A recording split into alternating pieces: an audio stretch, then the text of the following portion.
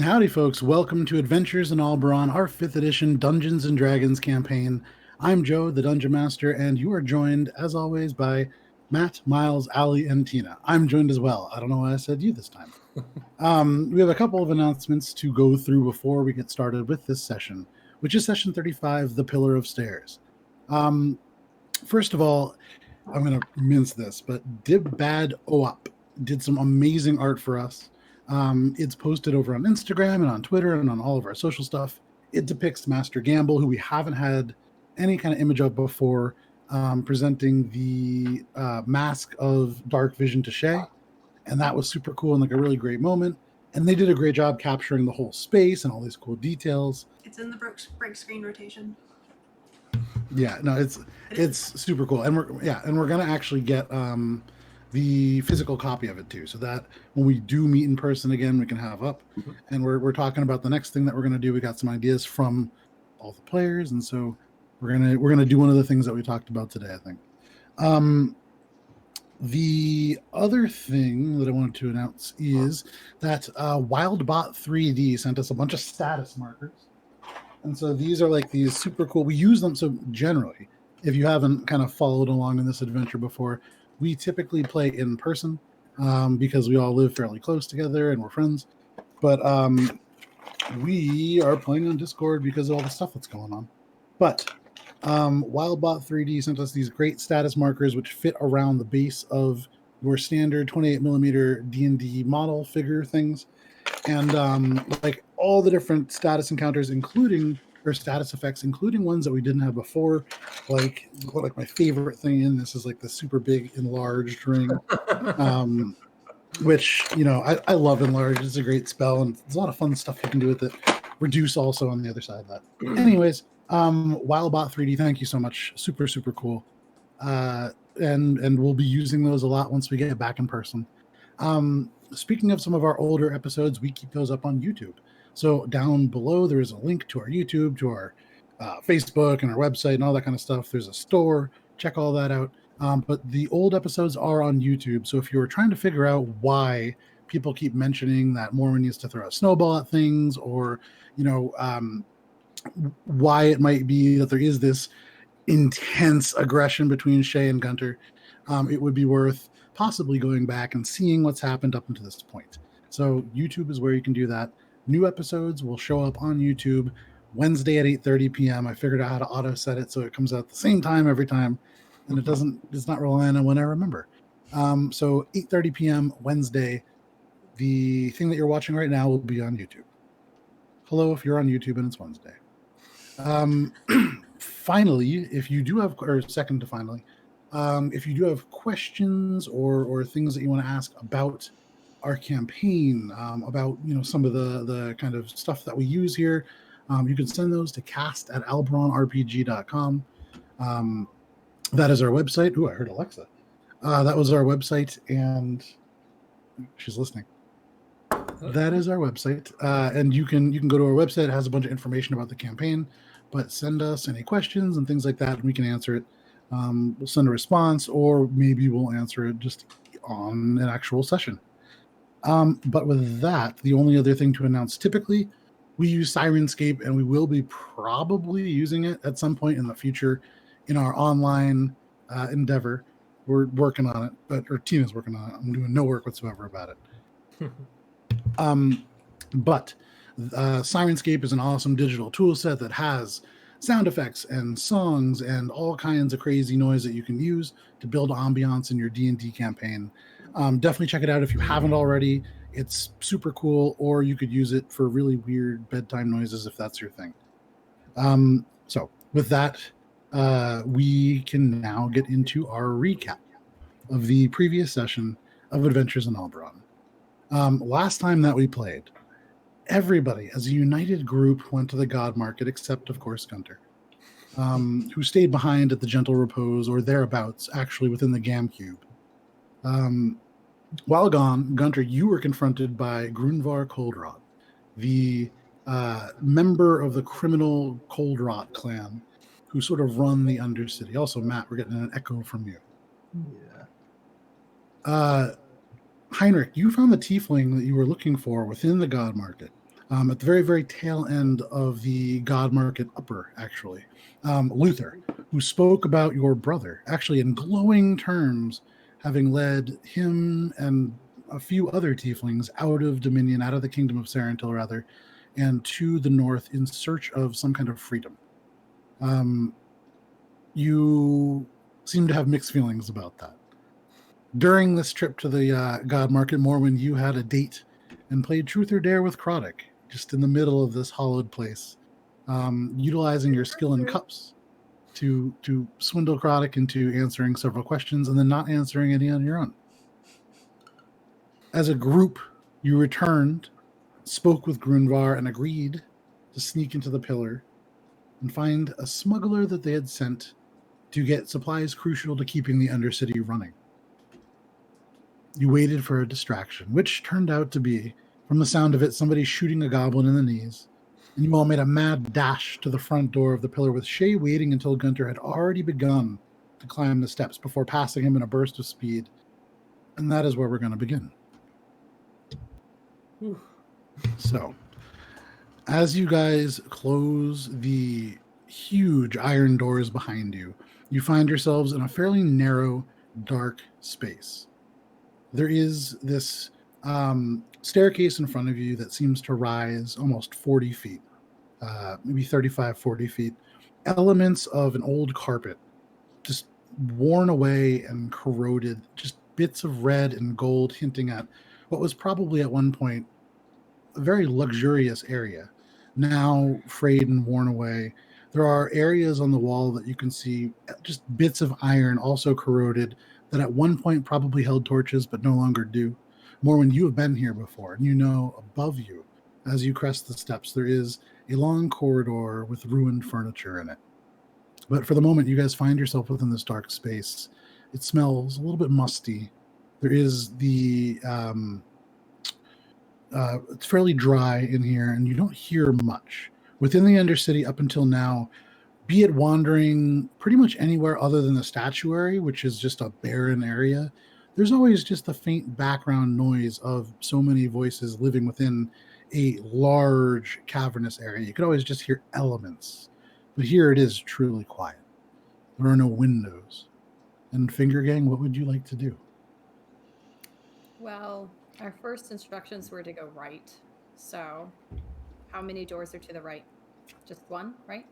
You would remember, yeah, on the right there is one door that is sort of right next to a fallen mirror and a bunch of other broken furniture. So, gang, when I got the dagger, I went up there, and that's where the toilet is. But per Coldrot's instructions, check out what's behind door number 2.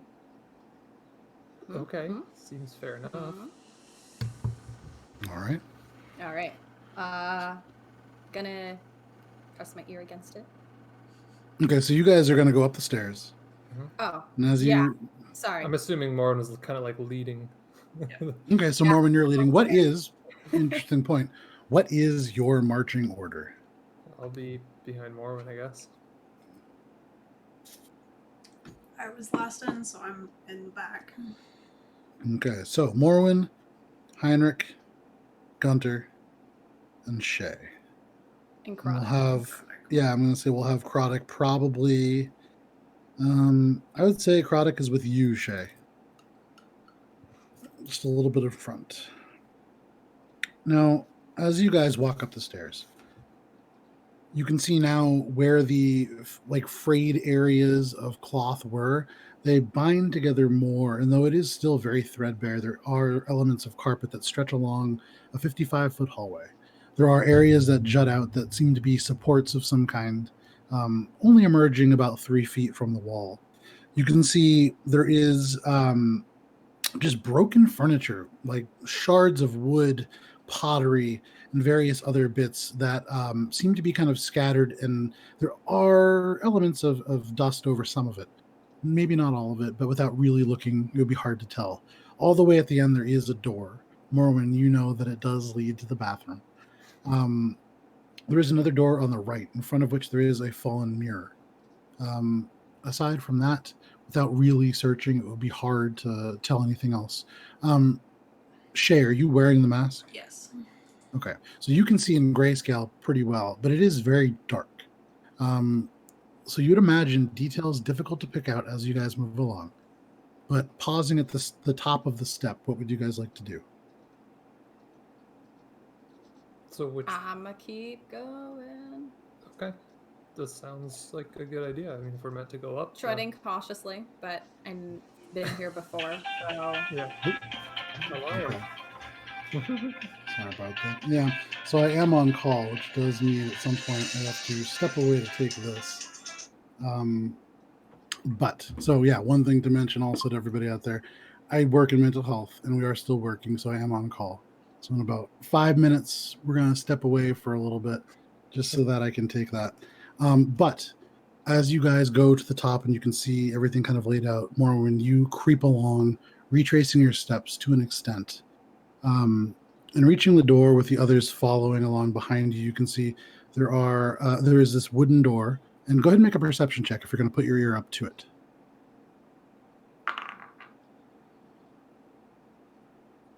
17. Okay.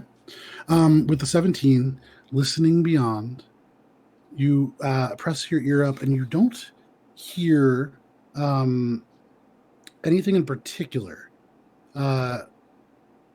I would say you do hear and almost kind of sense that there is a larger space beyond. It does have this sort of not dampened quality, but you can hear that there is, and there's like a little bit of an airflow, which would suggest there is something a little bit larger.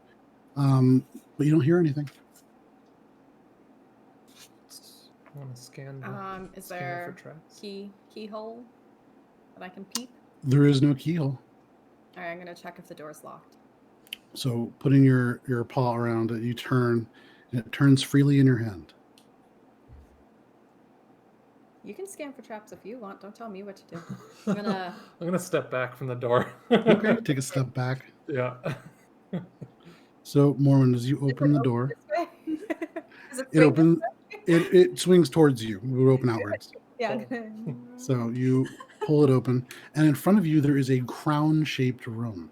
Very odd, although looking into it immediately using your previous perception check, you can see like right in the middle there seems to be this almost like a lump of something. And as your eyes adjust to the space, you can see there is almost like bits of crystal that seem to be emerging off of what appears to be a body.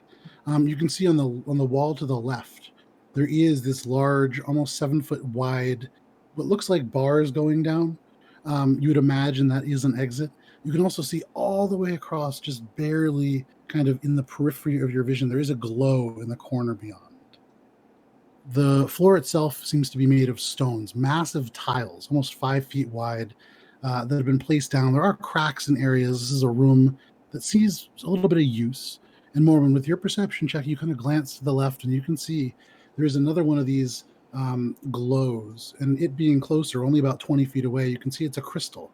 It seems to be chained to the floor, and it does float just a little bit, and it's surrounded on either side by these icicles that are attached to large chunks of ice that themselves are anchored into the wall. The faint bit of light that emanates from that particular crystal just seems to reflect off of these icicles and spills out in a very soft light for about 15 feet from there. And with that in mind, I do need to figure out what that call was about. So if we could step away for like 5 minutes, I'm going to take this call and then we will be right back. Sorry about that, guys.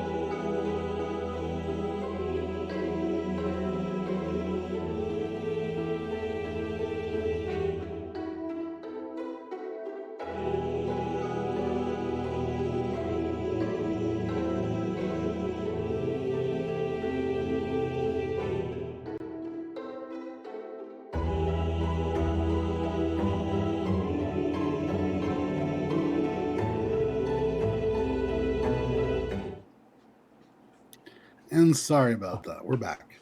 Yeah, it's part of the job. It's what we do. Okay, so returning now, we are within this crown-shaped room, stone floors, this ominous crystal floating with ice that seems to be almost like icicles stretching out and away from the walls to which they're anchored. What do you guys want to do? I'm gonna lean in and be like, Marvin, is this the elemental death hole? Or whatever that thing is that the guy was saying? I don't He know. had a word for it that was really curious. But Oh, yeah. I don't remember what it was. The Moida hole. That's what Yeah.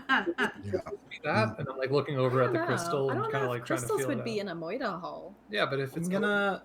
looks like ice, and it's not that cold in here, right? It's not. No, the ambient temperature is about 60 degrees. It's much warmer than it has been outside. And as you guys made your way into the Undercity, it did get steadily warmer. Well, that raises my suspicion. I kind of. How about here? Let me chuck a rock down there and see what happens. Oh, I'm gonna cast Find Trap. Okay. So as Gunter just kind of says, his hand suddenly pulse with a little bit of energy.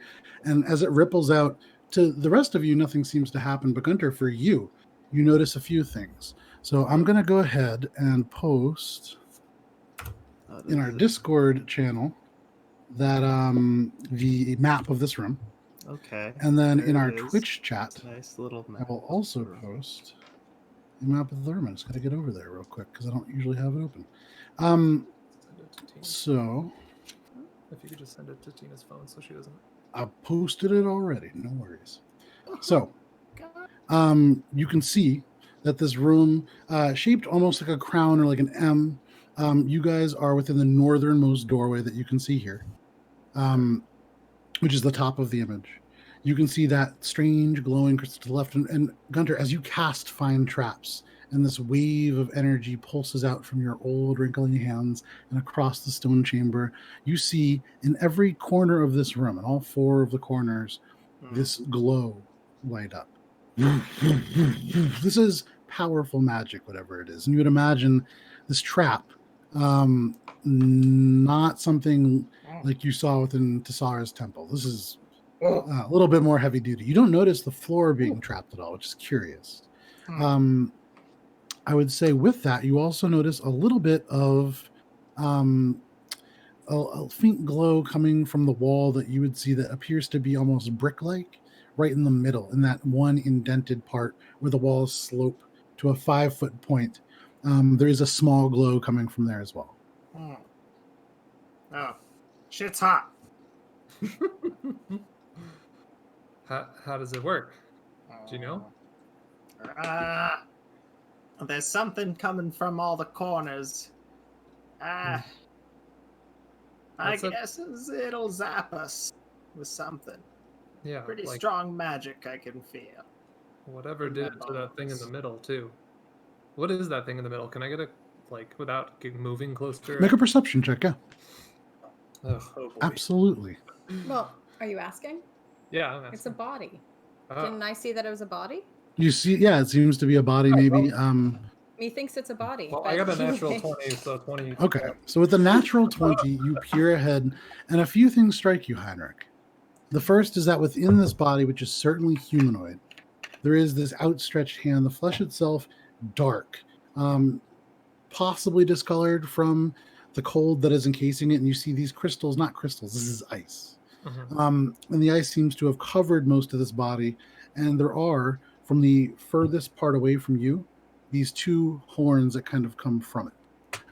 Instantly, your mind goes to your brother. They don't seem to be like your brothers, but it does appear to be a tiefling of some kind encased with this ice. Based on the color of the skin, there is still skin, there is still flesh, but probably not living anymore. With a natural 20, you can see that there are these kind of grayish clothing. Seems to be cloth, though it is distorted somewhat through the ice. You can see there is a gold chain that kind of glints from the very little light coming from the crystal to your left. You kind of catch that's pretty much all that there is to see on this body. There's not like a whole lot of belongings or anything like that. And so the only obvious other way out of this room was the bars that sort of block the exit to the left. You see darkness beyond the bars that would suggest that there's a hallway. Right. From your angle, not a lot you can see. It is, maybe like Wow. 70 feet away. Oh, in my This notes, is this is time. the Moida hole, and there's arcane devices. Oh shit! Spot. Yeah. Ah, I mean, nothing yeah. a little. I think we can But there's a figure that large- out. I will note there's a large, scary beastie coming up. Well, let's at least get past this and we can deal with that. I'm gonna cast Dispel Magic. Okay. So now, what level are you casting? Okay, time out. So what are you casting Dispel Magic on? I'm casting it on the nearest glowing corner thing. Okay. I guess the top right one. Would What probably level be are you the nearest. casting it at? Top. Oh boy. Loaded question. Yeah. What are we thinking this is? I don't Let's see. I think I'm gonna cast it at what's the base level? Like level 3 maybe? Yeah. Level 3? Okay. Go ahead and roll a d20 for me. So it is higher than a level 3 spell, this trap. Okay. Figured it was higher than a level 3, but you win some, you lose some. Oh, that's probably not gonna do it. That's a 2. It's the inverse rule. So, for those of you who are not super familiar with the way the traps work, or the way that Dispel Magic works, when you dispel something higher than a level 3, you're trying to beat a DC, which is 10 plus the spell level. So, for a 2 to succeed, it would need to be a -6 spell, like a level -6 spell. So, like, you cast it and your ancestors die. It doesn't succeed. As you cast Dispel Magic and the arcane energy or the divine energy flows from your hand, and in this area, it just kind of crackles and fizzles, almost like static electricity, and I then feel like disperses into darkness. I go like this, and then there's just like a little, like, almost like a static Magic shock. But it just kind of farts out. Like, You fart lightning. A little bit of dust comes out as well. Yeah. And I'm watching, like anticipating. I'm just like, And for what it's worth, from all of you, you don't notice any change in this crystal. Yeah. It still looms ominously chained to the floor. I cast Wow. Mage Was that I've it? done all I can. Okay, Cast so Hand. this kind of spectral hand emerges. So this is about 30 feet away, yeah? What? The crystal? The one that I guess we're all focusing on right now, the 25, 30 feet away, yeah. I'm gonna just slowly move it until I get the mage hand right up on it. Okay. The mage like hand first crosses. Proximity, and then if it's a touch thing. Sure, it crosses the threshold and nothing seems to happen. And slowly, over about a minute, you let this hand, tendril-like almost, kind of dipping and rising.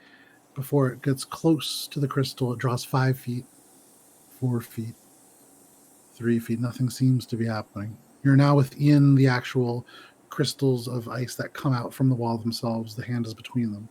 Mm-hmm. So, gonna prod it, just kind of Okay. The soft hand comes and just comes to a sort of anticlimactic stop as it pokes the crystal. Nothing seems to happen. You see the crystal kind of out as the chains themselves kind of faintly crackle as it moves, but other than that, it doesn't seem to react. And then in kind of a dejected way, I'm gonna let the hand like flop to the floor and like hit the ground and just drag it back across all the flagstones. So it just falls, and it falls amidst the chains, little bits of ice kind of scattering around behind it, and you just drag it, almost like you're kind of pulling. It's just like foot by foot, just kind of coming in, and Yeah. eventually it returns to you. Sad cousin, it just like. send it back. Poke the dead body. Oh, that's a good idea, Mormon. I'm gonna go over and sort of like investigate the body with this hand. You could just say that you're going to grope the body. That's No, fine. I'm not gonna grope the body. No, he's I gonna am poke not. you. It's a fallen Like a friend of kid my with a brother. stick. No squeeze, only poke. Okay. You think he So- knows anything? Pick its nose. He seems dead. Pick its nose. No. You stretch the hand out as it kind of like dejected cousin it comes back. Suddenly it stops and then just floats up and then out. And as it wanders over, what are you specifically trying to do? Are you just poking this dead thing, or If is there's there any intent? loose on it, and if there's a way to like slightly disturb it to see if it's like a pressure trigger where it's currently laying. And I'm Okay. getting angry and telling you, poke its nose. And I mean, it's- So pick its this, with Morwen in your ear, the hand itself goes across the body. It doesn't seem to disturb anything. It moves fairly smoothly over.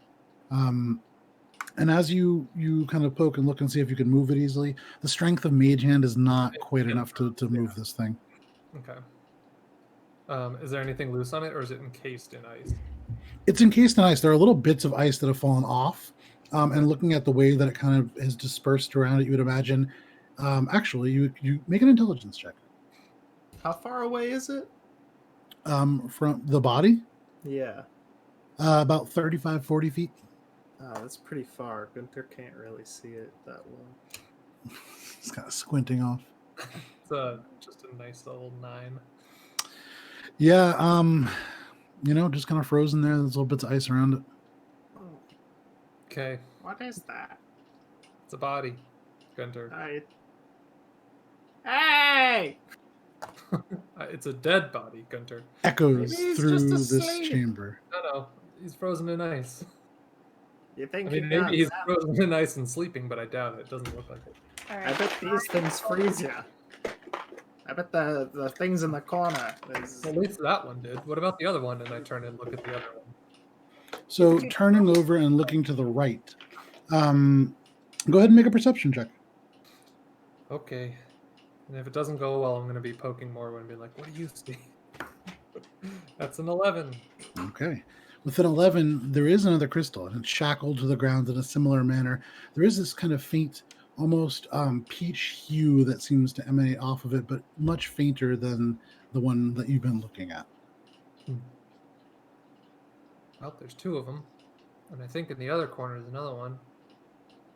And as you squint, that 11 perception really doesn't let you see much in that other corner. I would Out of guess the there would be way. another one by the way this room is shaped. Morwen, go ahead and make a perception check. Will do. 18. 18. Okay. With an 18, like gazing into the darkness past the body, almost in little ways kind of illuminated within the ice, you can see there is another faint glow in the corner. This one has a very odd sort of hue to it. There's elements of purple, and at times they almost seem to kind of flow and pulsate and turn like this little bit of green tinge to it before it fades back to purple. And then you blink and it's so faint you can barely see it. But it is there, and you would imagine there is another one of these crystals. Same rough height as the other ones. Hey, More crystals. I don't like Heinrich. Can you get your hand to move the body closer to us? Can't do, friend. Sorry, it's too heavy. Can you try again? I know the result would be no. You gotta work out more. I can't. I can work it out more, maybe. I'll give it its own stat block and make it do reps overnight for 8 hours. So are all of the crystals different What's colors? a stat block? Well, so far, Morwen, you've noticed 3 different ones that are 3 different colors. Yeah, you've seen this sort of in the top right one. There is this sort of faint blue glow. The one on the left, so looking at the image, the one on the left, top left, is this sort of peach-colored hue, and in the bottom right, there is this kind of sickly-looking green purple energy. That's ice. This is peach. This is Classic rotten grapes. peach flavor damage. We got rotten grape flavor. We got mountain blast. That's light, we the got peach rings. Baja Blast. Okay. Yeah. Oh, I'm so sorry. All right. So, and green where in the entrance that's looking like this? No, we're the one top looking down. Top looking down. Correct. Yes. So the Blue's, blue's to the left. over here. To the left. Blue's over here. Yeah, peach to your right. Okay. So I'm sorry. All right, I'll do a little so where doodle the for you. body is, so they're just floating crystals. Does it look like they're aiming or like aligned in a certain way? Like, does it look? I'm trying to see. Did the body like cross in alignment with the blue one specifically? Make an intelligence check. All right, Joe. I mean, you're asking questions that are intelligence based. Dumb. That's a natural one. So thinking about this and kind of trying to angle or analyze the angles of these crystals and whether or not they could kind of match you're not really sure. The room is a weird shape, and that definitely throws you off. You're not quite sure if the crystal has line of sight on it because the wall does angle in a very strange way. Hard to tell. All right, I ask him my question. What was Do it? you think? No, I'm just kidding. I ain't no smarter than you. Cool. What's up with the Same idea. stone? What are we looking at here? I'm gonna come this stone. Okay, make your stone cutting. What is it? It's like a wisdom check or something like that. It's an int check. Yeah, plus, cun that stone. like double proficiency because I'm a dwarf. Yeah, I you know a lot about rock. stones. You do. Oh yeah, that's like 24. Okay. That's an interesting way of saying it. So looking at the stone, gazing in, everybody else is focusing on these looming, ominous, floating crystals shackled to the ground itself. This body, clearly somebody murdered in the middle of the hall. But Gunter, his attention is drawn to the stone itself, the rocks that the room is made of. And Gunter, looking at this stone, you would remember having seen a very similar stone before. As you guys plummeted nearly to your death within the Iron Hawk, Oh, you did at one point pass off on the right this glowing golden dome of Koltaram, and it was supported by pillars of a very similar stone.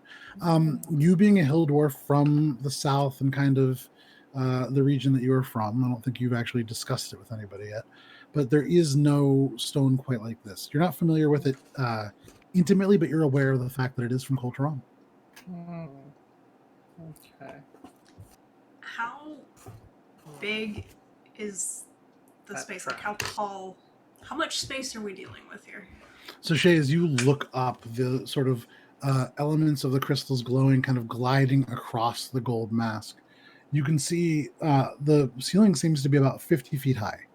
It is quite a tall room. Make a perception check as you look up. Damn. That is a 20, Also, Talon, thank you for the subscription. 21. 21. Looking up, you can see off and above, actually, the area where there are those jagged bits of ice. Mm-hmm.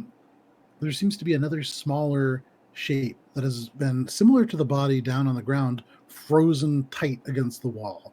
You see the edges of one leathery wing, and you can see just a little, very humanoid-looking foot sticking out the bottom. The foot is withered. It looks as if this has probably been here a little bit longer. No.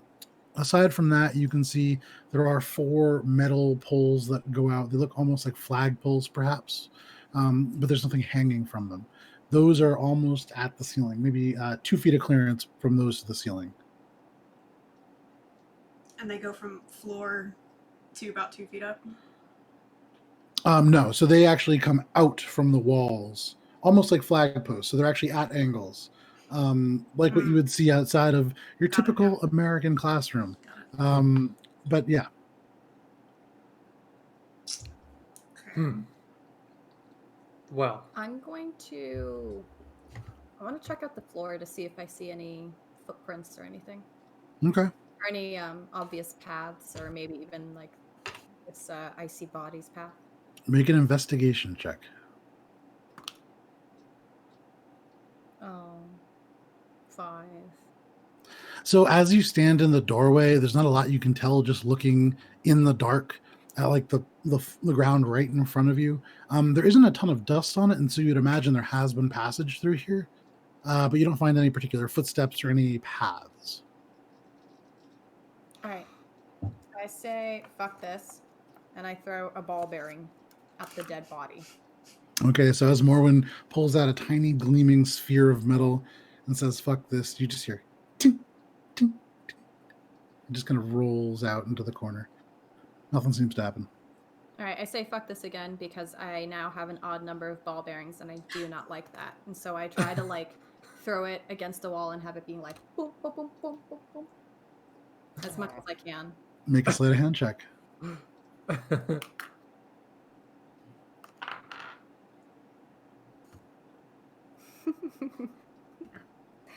That's Okay. hold on. 27. No, it's more because it's expert. So it's a 29. Ding, ding, ding, ding, ding, ding, ding, ding, ding, ding, ding, ding, ding, ding. Worth it. And it just kind of comes to a stop on the ground. But you wing it pretty hard, and it does bounce off a number of surfaces. Cool. Feel better? I'm going to. I do. Thank you. I'm going to start treading very cautiously Okay. towards. Are we doing this? Sure. But I'm going to tell you guys to wait, and while I'm walking, I'm like ready to jump back if anything's like. I mean, like, be Okay. careful out there. Resistance. Ooh, you got No. resistance. Ooh, I feel incredible. No, I'm just kidding.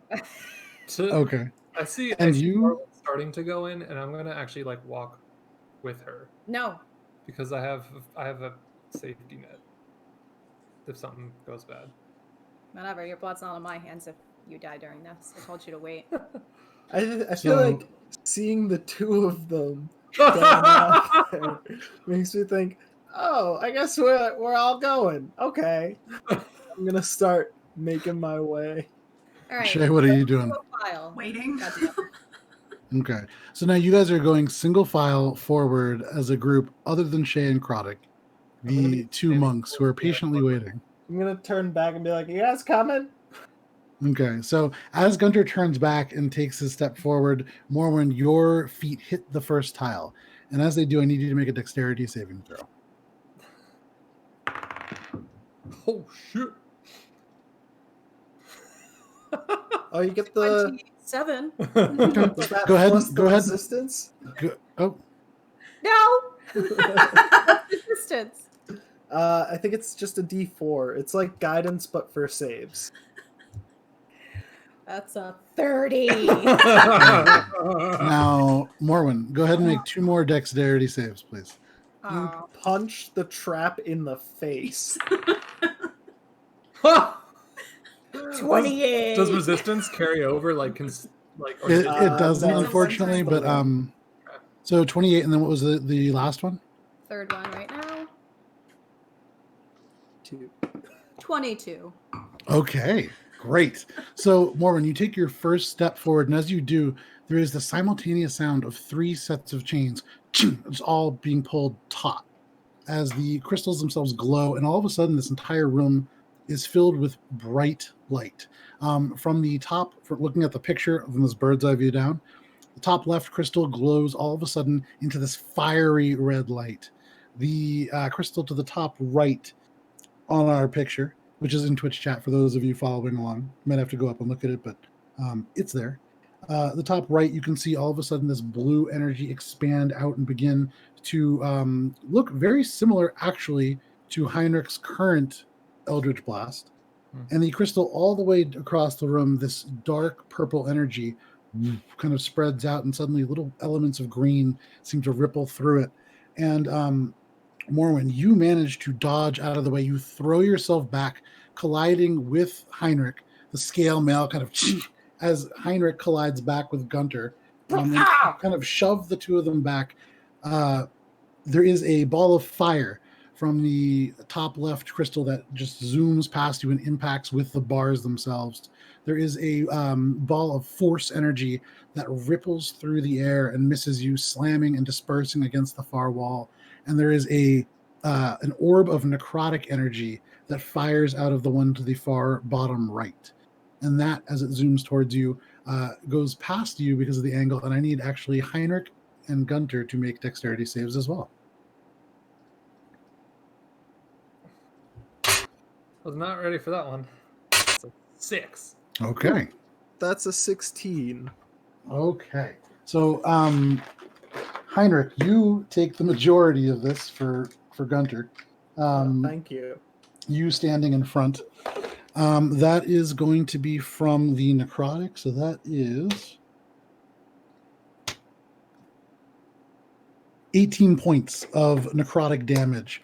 As this orb kind of impacts with you, the energy itself seeps into cracks within the scales, and you can feel this sick, almost rotting sensation across your flesh. Well, what's cool is that I had 15 temporary hit points from my long There rest. you go. Look at that. So even as this kind of splashes across, you can kind of almost feel the divine energy peeling it off your skin, keeping it from kind of taking hold and necrotizing anything underneath. Crispy. But now, having gone through this experience, you would imagine it has something to do with creatures entering this space. Right. And so now you can see the actual light dies down slightly and it goes back. The chains loosen and you can hear this kind of rattling from the three corners. And all of a sudden, the chamber returns to its passive state. Do any of us have That sort was of something. like a sort of protection against I this got type of? snowsuits.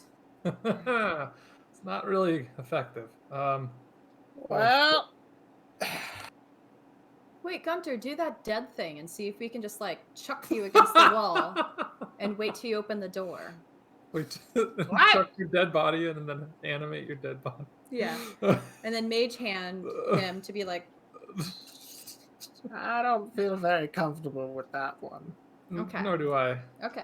I can safely just get throwing one out of us ideas. across, myself and someone else, but that's about it. I feel like I could safely get one of us across. Did all the balls or whatever The you want to crystals? call it, like the shootings, The Did they things that Project- almost killed us? Projectiles. projectiles, The shooty did they bits. all come at me? Were they all targeted at me? They seem to be very much targeted towards you. The only reason that the other one seemed to strike the others is because you very, very aptly ducked out of the way. These things seem to continue along a path until they hit something. Okay. Hmm. I could get the slowest member of our party beyond the gate-looking bars over there, And provided we there's all nothing. turn to Gunter. Provided there's nothing. At the preventing me slowest? from I'm faster than moving back Heinrich. Okay. But that being said, I don't know if the rest of you are fast enough, and also if those bars are a door or they're just like locked Faster in place than or you. what. Or if we'll Okay. even, honestly, they might just keep shooting at us too. Of course, while we're in the room, it seems. Well, yeah. Well, They follow clearly, you home into your bed. if there's only one body, and we know that a group made it through here not too long ago, clearly there is some way to disable it long enough to get through.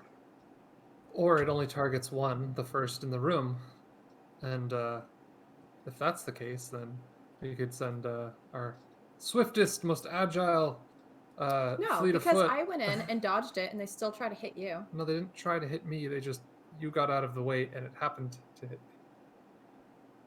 I don't think it's gonna stop if there's a line of us. Well, only one shot out. It wasn't a stream. No, 3 of them did. They all Well, did. they all shot at one target. You obviously, and it wasn't continuous. So maybe there's a recharge time. Because Maybe I it's. got out of the way. We don't know if it's like if you go in and dodge the first, if there's another immediately behind it, or there's like a delay before it shoots again. So try it Or- out. Well, I'm not fast. Are you kidding me? I'd much rather just, take one step and be behind, beyond the gate over there. So what exactly are you asking? That Someone who's. I don't want to throw you guys into danger, but this is for science, if that's a word that exists. no, but what are you asking? That someone just go for the door and come back? Just make a dash in and out. You know. More than like a few feet, Yeah. or like a step. Gunter, as you begin stretching, So- Necrotic kind of puts a hand on you very gently, and the rest of you kind of see hesitates even before doing it. Oh, what's up, Gunter? buddy? Yeah. I think perhaps, given the talents that we've seen from you, you would be more useful to us in case something goes wrong. And alive, if you were still alive, you'd All right. still be useful. Per the How? chat, I'm going You to are try very to, Do it, important. huh? per the Ah. chat, I'm going to try to charm one of the Well, crystals. Okay. My Hang charming on. personalities. Hang on one sec. So Karadok, to you, when you say, "Oh, you think you can't do it," Karadok would say, "Gunter, it is not that you cannot do it. We know that you can, you're damn But you- tootin'. but you are the most important member of this group. We cannot risk you." No. Uh,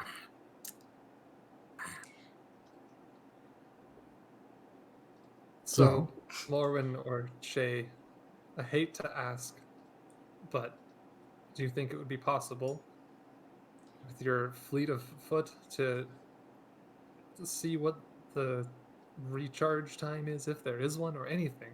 Wait, before we do this, I have a question. Hmm. There is a mirror outside of this room, and it's completely shattered?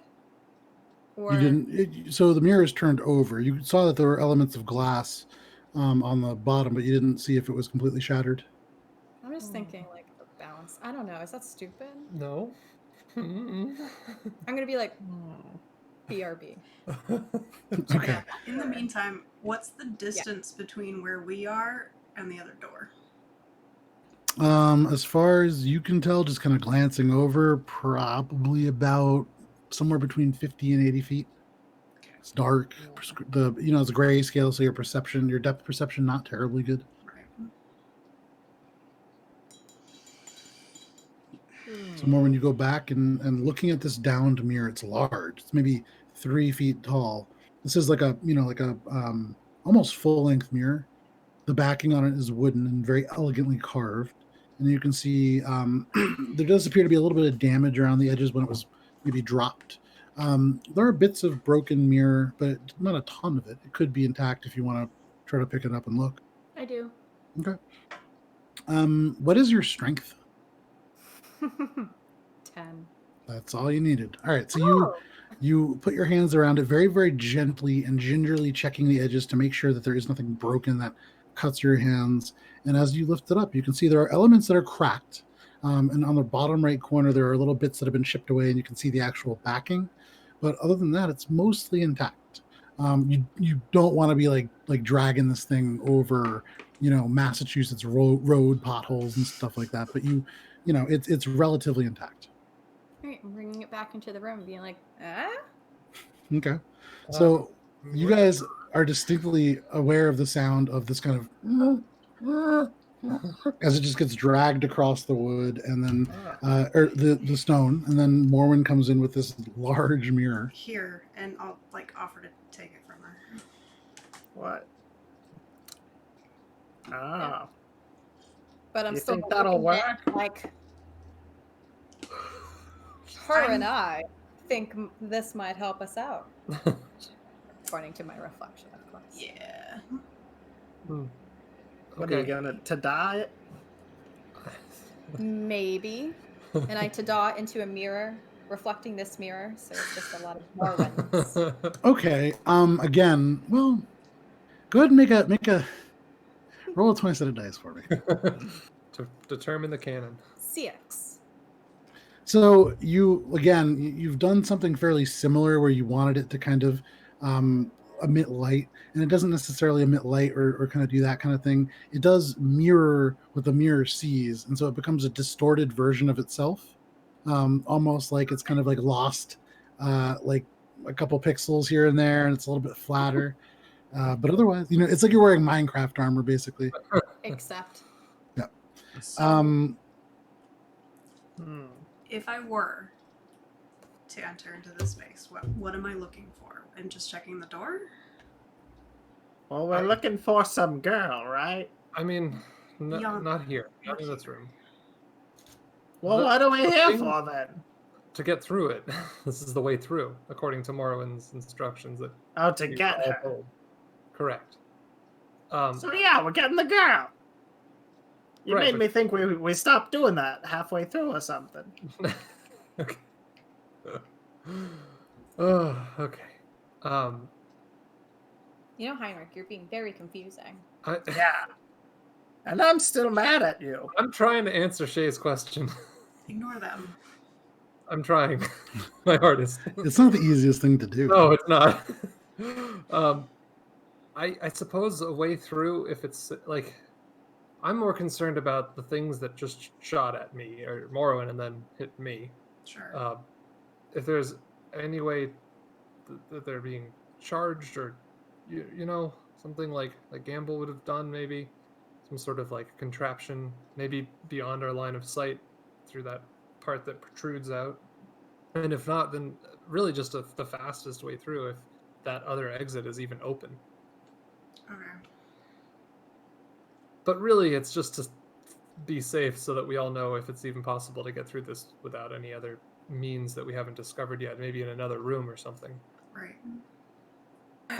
You're gonna make me do I it? think you should No, let Gunter, stay. shoot and then try to angle the mirror to shoot at one of the other crystals and make a big boom happen. I've read it in all the action books. You can't read. I don't. They had pictures. I'm Okay. gonna like pass the mirror back and say, I hug it. I hug myself. Okay. You're so pretty.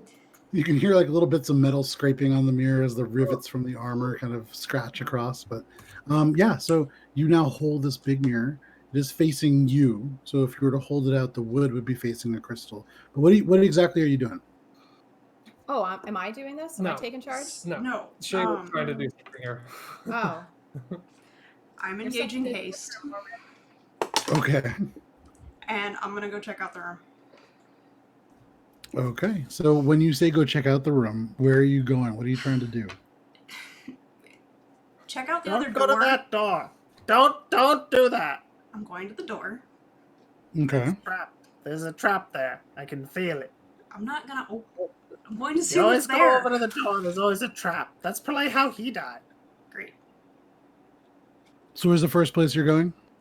Toward the door. Actually, he probably got Okay. frozen right before With he- with haste, with all of your stuff included, what is the maximum amount you're able to move in a 6-second turn? 140. Okay. Hang on one sec. Hold on. I'm also gonna be like, be careful out there, Shay. And I'm gonna cast Freedom of Movement on you to give you an extra. Yeah, you touch a willing creature for the duration the target's movement is unaffected by difficult terrain, and spells and other magical effects can neither reduce the target's speed nor cause the target to be paralyzed or restrained. Okay. Okay. Fair enough. Cool. So- If they're non-magical restraints, it can use 5 feet of movement to automatically escape. Good to know. So Shay, all of a sudden you utilize your training to focus some of your inner energy and release this burst of adrenaline. All of a sudden time seems to stretch and slow to a crawl. And for the rest of you, Shay just disappears. So you're Yeah. crossing Feels. you're crossing first over to where? Over toward where the other door is. Like the bars? Yeah. Okay.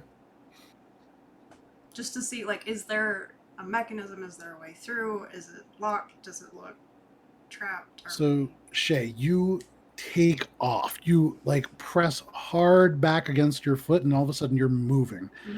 You make it 35 feet into the room. I mean, you sprint almost to the middle part of the room. You're only about 5 feet away from these bars, and these things fire. 4 of them fire at you. There is one in each corner, and from where you are in line of sight of all of them. Perfect. I need you to make 4 dexterity checks. I have advantage on all of these. You do. So 4 dexterity checks. The final one that you guys have not seen fire before, it does appear to glow with this whitish energy, and there are crystals, little elements and motes of frost almost that seem to be forming around it. It's at 18 on the first one, natural 20 on the second. Okay.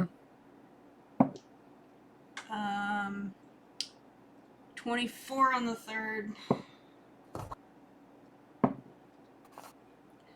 And 23 on the 4th. So as these 4 bolts of various kinds of energy ripple through the air, fire, ice, force, and necrotic, they disperse, and they all actually strike roughly at the same time. And Shay is no longer there. She's already 10 feet over and at the door itself. As they all like ripple and collide, there is this eruption of a foul-smelling steam that seems to almost get shunted away, and there is nothing left. Shay, you reach the door. And as you do, what are you looking for? What are you trying to do? I'm trying to see if there's a way through that's not overly complicated. Looking around these, without looking too far, these bars seem to go into the ground pretty deep. You'd imagine there's a way for them to be lifted up. But there's no lock, there's no handle, there's no keyhole, there's no lever visible on this door.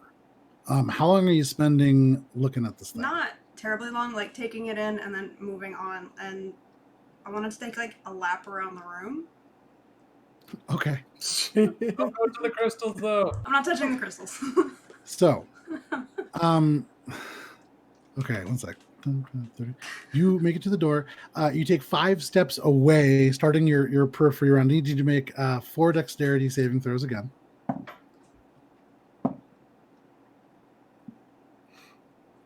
That is 23 for the first one. Okay. 24 for the second one. 23 for the third one. Yeah, Shay's monks. just Naruto running around the room. I mean, a level 10 monk, especially hasted, that's pretty brutal. And another 23. All right. So again, all 4 of these crystals go taut against their chains and fire bolts of elemental energy, and you're already not there. Again, they go by, impacting on far walls, bouncing off against the ground, but not against you. That's 5 feet. 10, 20, As 30. I'm So going, I'm kind of looking to see if there's like a lever or a switch or anything. Sure.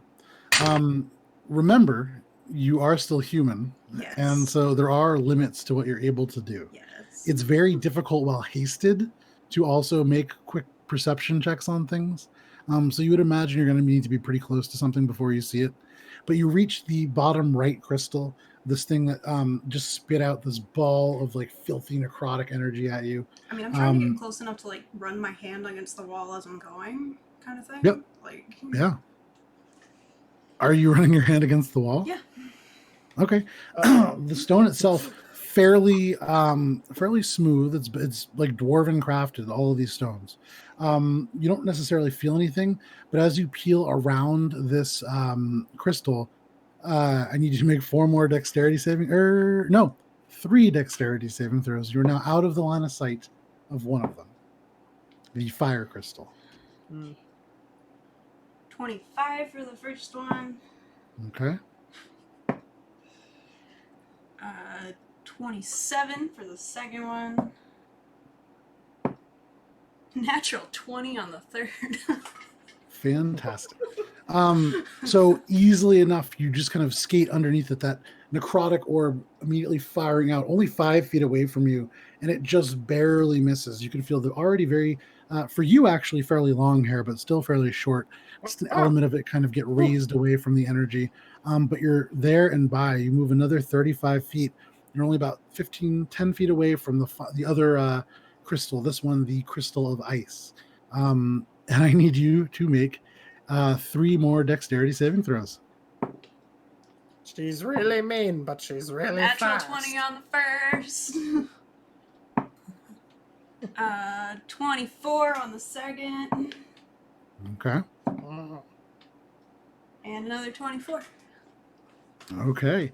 Easy enough. You are skating through just like it's like out of the Matrix. These orbs just firing over you. The whole room just lit up repeatedly. For the rest of you, because you guys would kind of be seeing this a little bit more instantly, this is firing every 2 seconds. And so far it's only managed to fire 4 times in the time that Shay has traveled almost 3/4 of the room. But as you run along and get by this crystal, you don't see anything. You continue along and you're getting to the area that has that body. The body passes on your right, and on your left, you can see this sort of bricked wall, the part of the wall that is most center to the room. And as you near it, you do see there is a lever on this. Very, very small, and it's angled weird. It kind of comes out. The housing for it comes out about like 3 inches, and the lever itself runs like along the wall, almost like a toilet flush, but about 8 inches long.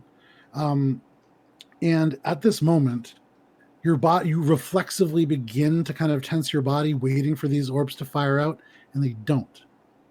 But there is this kind of faint light that seems to be emanating from the room, and the rest of you are kind of aware of all of a sudden when these crystals go a little bit more slack in their chains.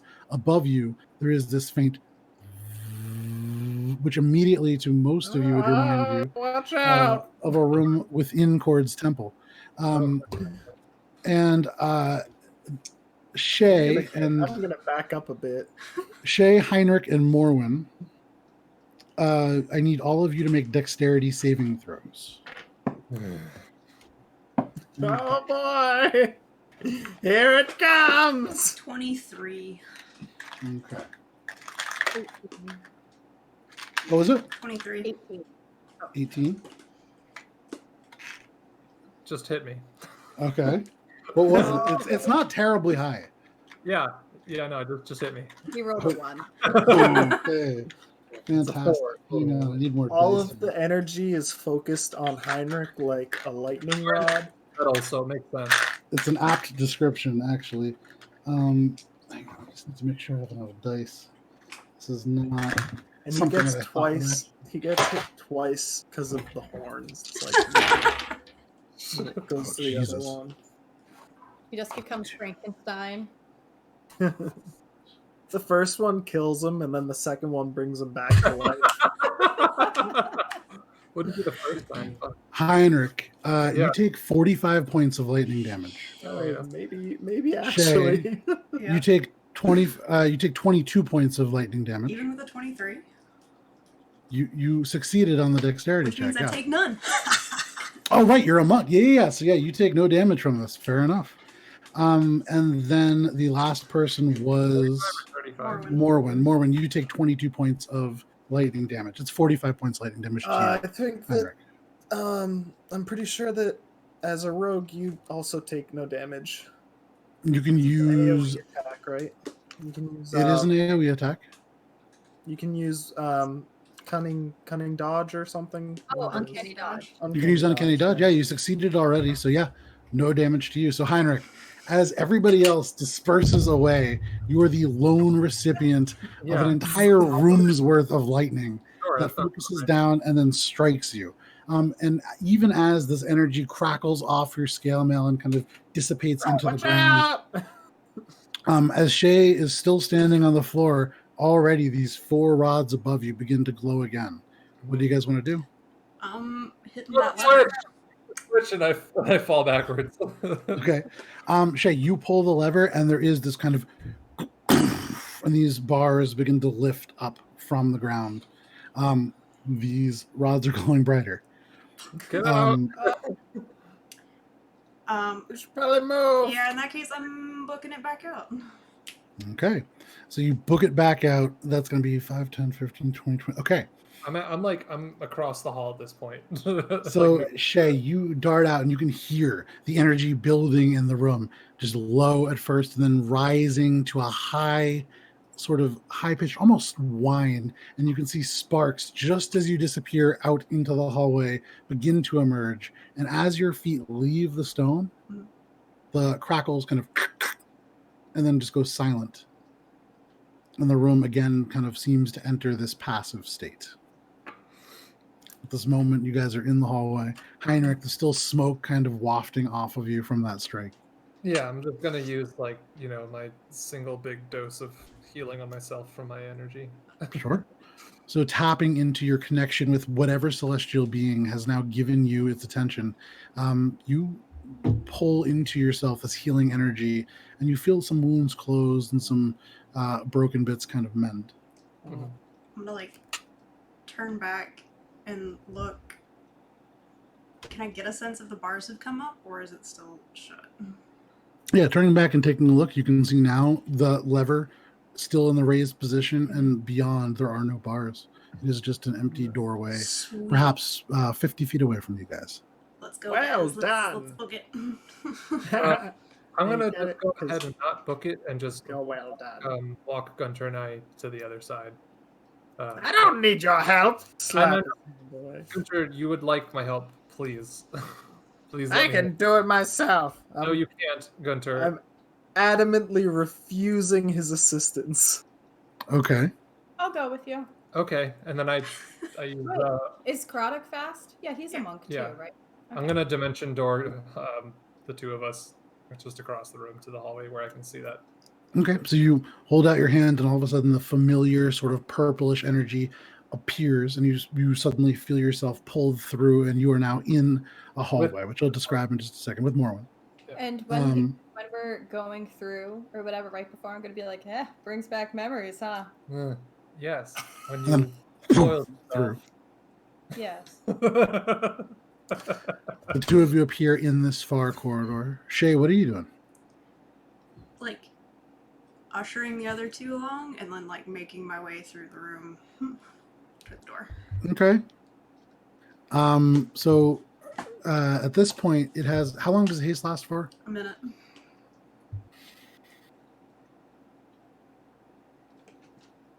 You still have haste for about, I'll say, like 12 seconds, give or take. So if you want, you can. I mean, you are aware that you are going to set this off about halfway to the door. You've experienced this before. I get the sense that the traps are still active. It's not like. Yeah, they were right after you threw the switch still. Okay. Wait, I'd be like, no shit. Oh, you'd rather use haste while you still have it. Never mind. I mean, I can make it through. Let's see what Gunter's got. Oh, I'm gonna- and I guess. Oh, I'm gonna turn to Drop Gunter some- very quickly. Gunter, do you trust me? Yeah, you don't have it. Great. And I'm like, heft him up. And he's going with me. Okay. So this is what's going to happen. You do activate all of these again. These crystals kind of strain against this. Resistance. Harry- Resistance. As you're running, you hear Gunter's hands flapping against himself very rapidly. But as you run, I'm going to say you aren't going to get advantage on these dexterity throws. You're hefting Gunter That's along. fine. But go ahead and make 4 dexterity saving throws. You should have won me. I can't math. 21 for the first one. Okay. Dirty 20 for the second. Dirty 20 for the third. Jesus. Haha! And 27 on the last one. So Gunter, as Shay says, "Do you trust me?" You hesitate in your response, and suddenly you feel yourself lifted, and then all at once, it's like a roller coaster. Your stomach rises into your throat as Shay bolts forwards. You see these lights flashing towards you, but all of a sudden, the blood in your head gets shoved to the side as you spin and dip underneath. You almost like fall off. You feel Shay's surprisingly strong arms hold you on before she kind of twists you into the doorway and through into the corridor beyond. All of you now, and actually looking back over, you watch as Krodok kind of considers what's happening for a moment before looking back at his wings and then flapping them once, getting a little bit off the ground, and he flies across. But and just gently lands. there was a smushed guy with wings. No, that was a pinned against the wall. Something from a while ago. Well, I still figured that it affected flying things would also get ensnared. It's a good assumption. So you now are all within the entryway to this corridor, or this sort of it's like a long hallway. It's weird for 2 reasons. So this path goes along about 40 feet, and it seems to be much like the rest of this structure. This sort of Gunter, what you found to be Koltaram source stone, probably from the surrounding area or from what you've heard of as the Circle of Stone, the kind of quarries of Koltaram, the entryways into the larger mine systems. But there's an area to the right, maybe about 20 feet in, that suddenly seems to crumble into this sort of almost tunnel that seems to go down and into mud, although the areas around the sides seem to be very much almost clumps that have been caked together and then stuck to the sides to form kind of a wall. It doesn't seem to be a terribly sturdy tunnel, but it goes down and seems to wrap a little bit to the left. Seems as if it will run kind of parallel to the tunnel itself. But this tunnel progresses further, and you can see there is flickering light beyond. It seems to lead into a pathway in a larger room, and this seems to be a path that goes above something, maybe a larger room below, or some kind of a pool or something. But this seems to be elevated above something else. All right. Well, I could have done that myself. Worth noting as well, Sure. there is a very peculiar smell in this room. You no longer smell the burning ozone of that lightning strike that rattled Heinrich pretty good. You now are beginning to smell it's almost like wet dog, this heavy, very animalistic sort of scent. You said there was a beast or well, something? next up is the large, scary beastie, and we want to take the high path. Okay. Where's this high path? Is it fairly obvious in this room? I don't know. I'm I mean, looking for looking- a high path. So looking ahead again, you can see it opens up into another room, and it seems as if this room is kind of larger, but beneath the actual path that exits it. So you'd imagine, should you progress out and forward, there is a larger room that you would be on the higher end of. All right, I'm moving. I just need a minute because as haste ends out, I need a minute. Yeah. Yeah. And so all of a sudden, Shay's body kind of like, stumbles I'm forward. gonna- This is where Gunter takes the opportunity to wiggle away and start I moving. wasn't holding on to you. Oh, did you drop me? Yes, as soon as we got in the hallway. Wait, the Oh momentum my of God! you. That I was would just rogue. love this, like the Flash. Like you're running with Gunter, and then you stop and let go, and he just keeps going. An object in motion. stays Yeah. in motion. Exactly. It's like Gunter's So- stubbornness too. Within this space, with this odd kind of bestial smell and this pathway in front of you and this tunnel to your right, what do you guys want to do? I'm I'm gonna hang sneaking back up. with Shay. I'm gonna be like, I got this one. Okay. Gunter, make a Right. stealth check. I'm gonna go snuck and follow him. Mormon, make a stealth check. That's a solid 8. Okay. That's a. Why am I so bad at math right now? 21. Doesn't Okay. matter because I got an 8. Gunter, you creep forward We all fairly know. quietly. There are moments where, you do kind of hear Gunter's joints lock up a little and you hear these kind of he coughs up a little bit. And He's slapping his thigh just to get it moving. I'm ready to go. I'm ready. I'm ready. I'm moving. And Gunter, you edge your way down the hallway. And as you pass, you'll take a look to your right, and it does seem to be a fairly deep tunnel, maybe 10 feet tall and 15 feet front to back, where it seems to hook around and enter the room below. It's an impressive tunnel. But you continue to walk, and as you get close to the door, go ahead and make a perception check. Mormon, you're very quietly following the much louder Gunter. That's a 27. Okay. So, Gunter, even before reaching the door, maybe 10 feet before reaching it, you can hear, as if coming from some distance below, maybe 15, 20 feet, this loud, heavy, and then the sound of a large mass shifting in something wet. The sort of. And then underneath all of it, you can hear this.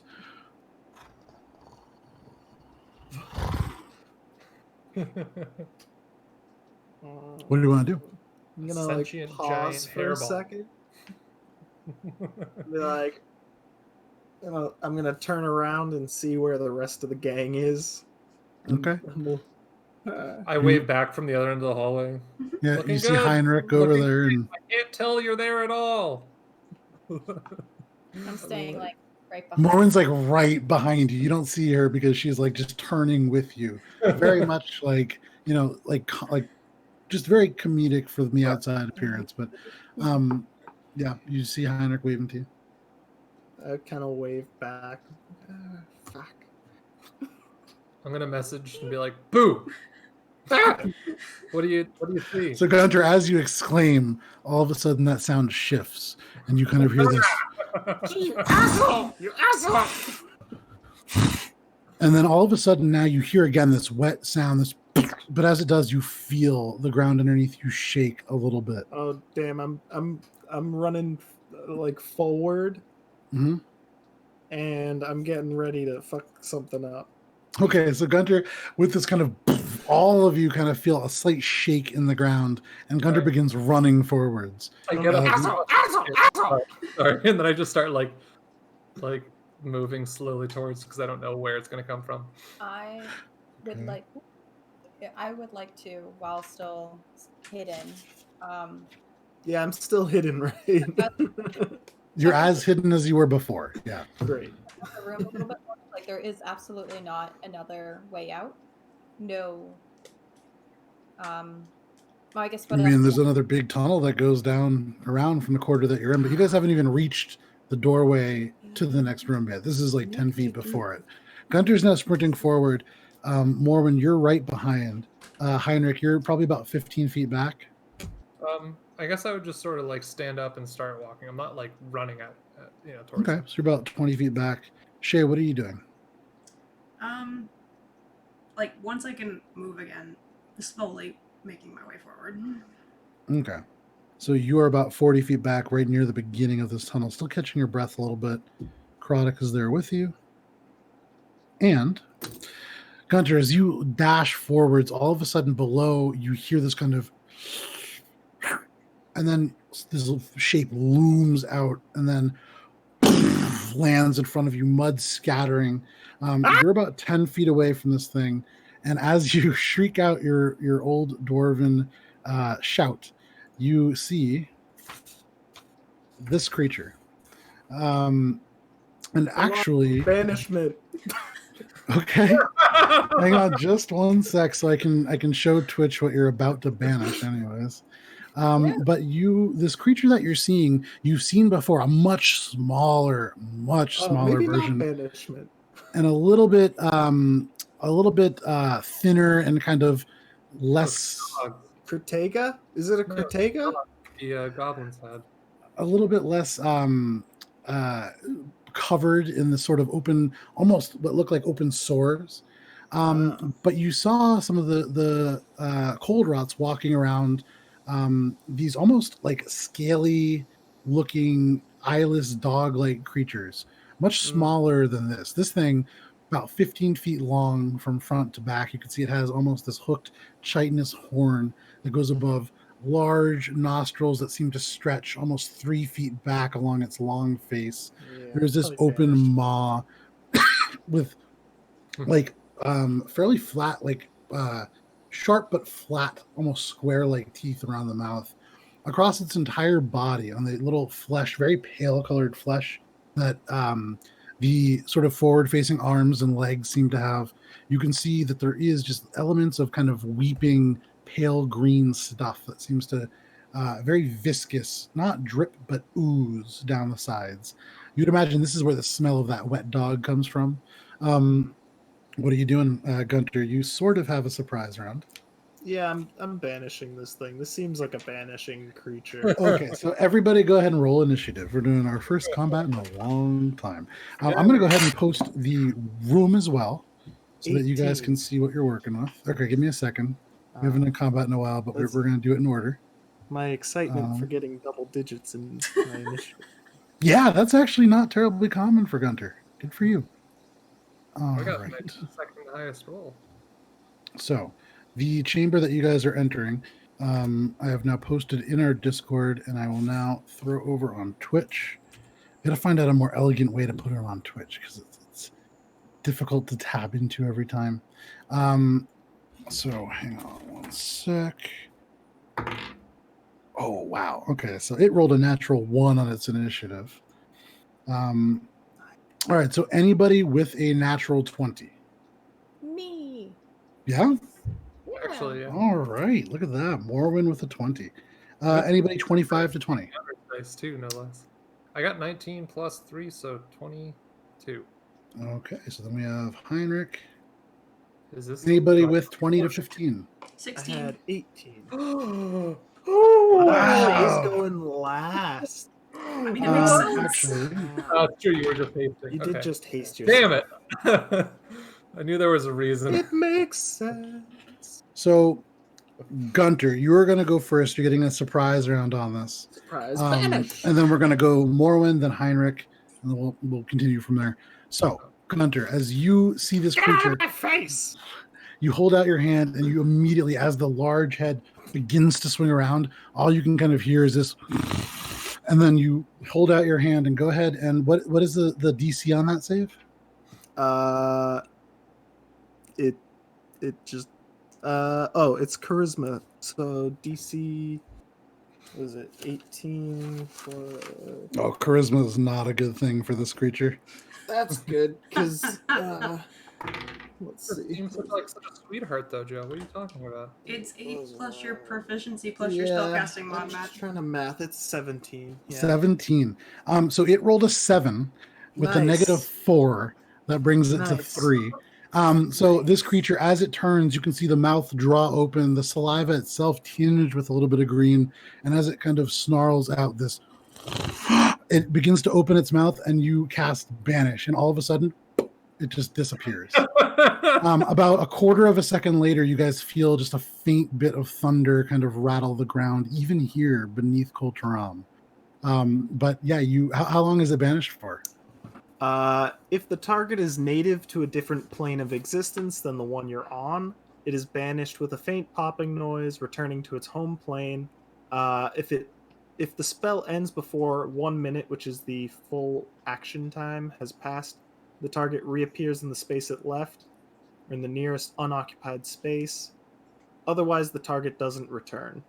If the Okay. target is native to the plane of existence you're on, it's 1 minute max. Okay. So what do you guys want to do?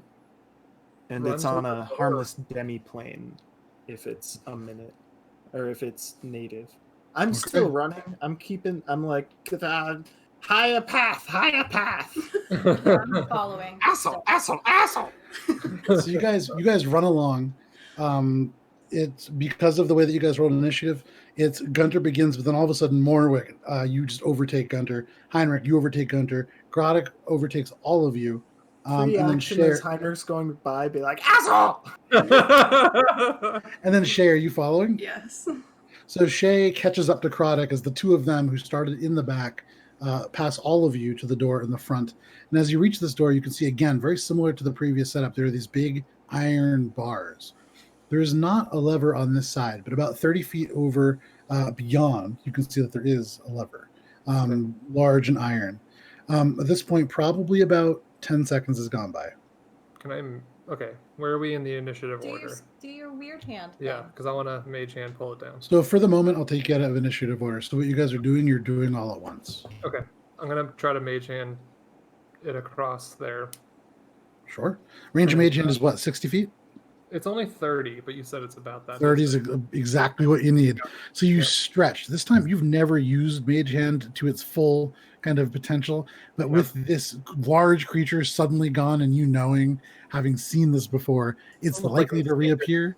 And you gotta work out more. Yeah, it shoots out and you can see this tendril, usually kind of droopy and wavy, is taut and all the way, and just with the fingertips, you can gently rest them upon the lever, and as you depress it, those bars just rise up and out of the ground.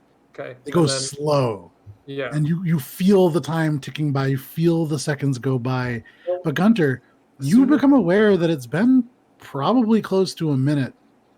Nothing seems to be appearing. Sweet. I'm gonna turn to Gunter and just be like, Gunter, I'm so sorry. I didn't realize that you were gonna be so shocked. Asshole! I'm so sorry. Yes, I'm an asshole. I own that one. I'm sorry. Consistently. You've Not been nothing but an asshole lately. Jeez. I'm Yeah, sorry really. you feel that way. This is it's the Undercity.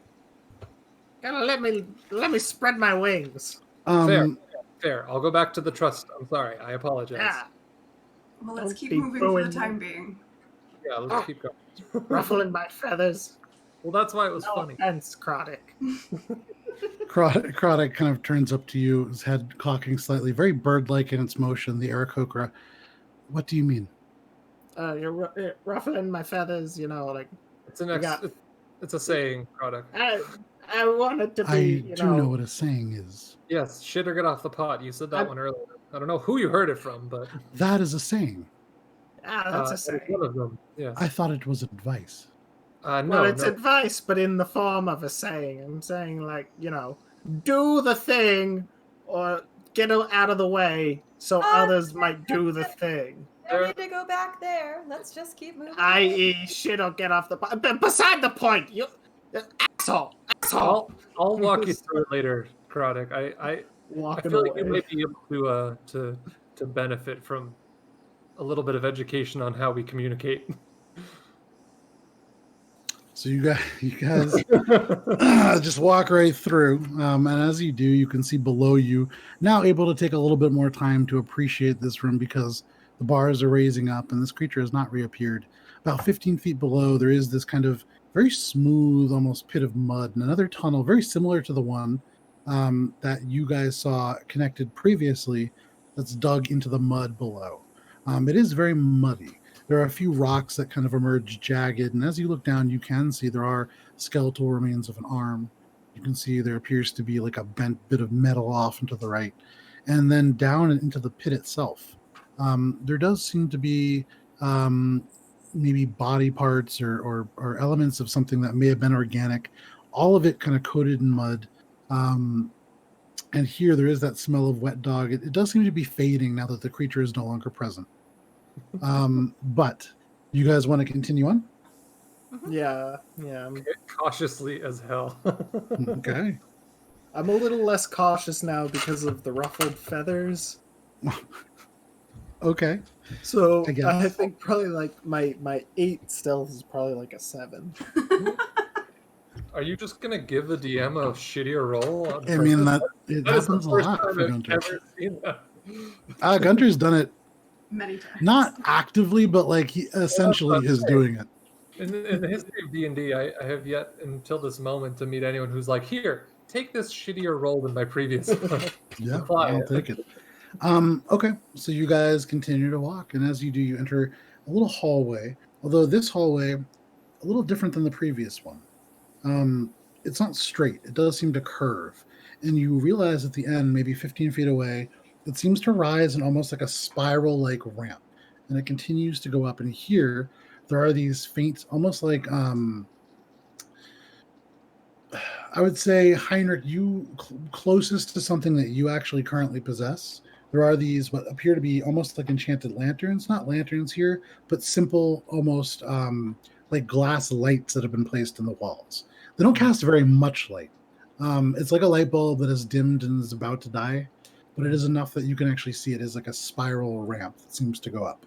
Well, I'm going to take the cue from this being lit, and so it seems like adding more wouldn't really harm. And just for fun, I'm going to pull out that lantern and cast light on it. Okay. You pull out the lantern and cast light, and it just kind of glows. Yeah. You light the space up much better. You can see the stone walls, and you can see. Go ahead and make a perception check. Why not? You light this up real well. Hooray.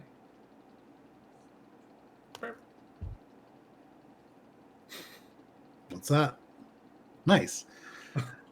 It's bright. There are walls that are now well lit. The stone has like a beautiful texture to it. You would imagine very similar to maybe a more porous granite. The 4, I know the granite. Wow. I mean, you don't know I've it's never granite, seen but it. you would imagine, hey, kind of like a river stone.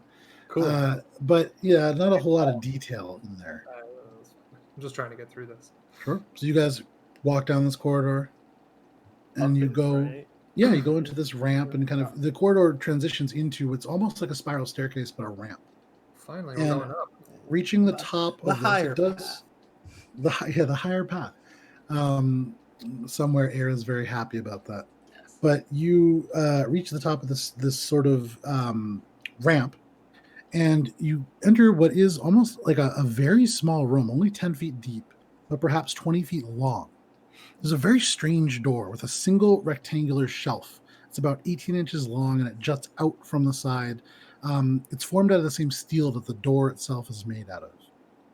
The shelf seems to be roughly no more than maybe like this wide, only a couple of inches. You can also see sort of off and to the left, and there's like a dark cloak or robe that seems to be almost kind of pinned to the wall. And looking at the cloak itself, you can see that there are remains in them, skeletal, old. These seem to hint at being a halfling or a dwarf or perhaps a child. There How is far a away is dark. This probably about 15 feet away from where you guys are when you emerge at the top, and you can see that there seems to be like a dark bag or something, and little glints of metal spilling out of it. I look the other Ooh. direction. Okay. Looking the other direction, you can see that there is this wall that extends another 10 feet along into another wall. The ceilings here are fairly short, only about 15 feet up compared to most of the ceilings, which have been lofty How? affairs. How clear is it this guy is dead? Make a medicine check. That's a. I actually think I have pretty good medicine. Yeah, that's a 17. A 17? Yeah. Okay. With a 17, you kind of trace the robe down to where the skeletal foot emerges, and you would guess, based on the bones, without any flesh or blood around them, probably pretty dead. 10 out of 10 dead. This This is guy's- reminding me a little bit of the other room in the heart. Just as an FYI, Yes. to the group. Well, you too, Jeff. You're included.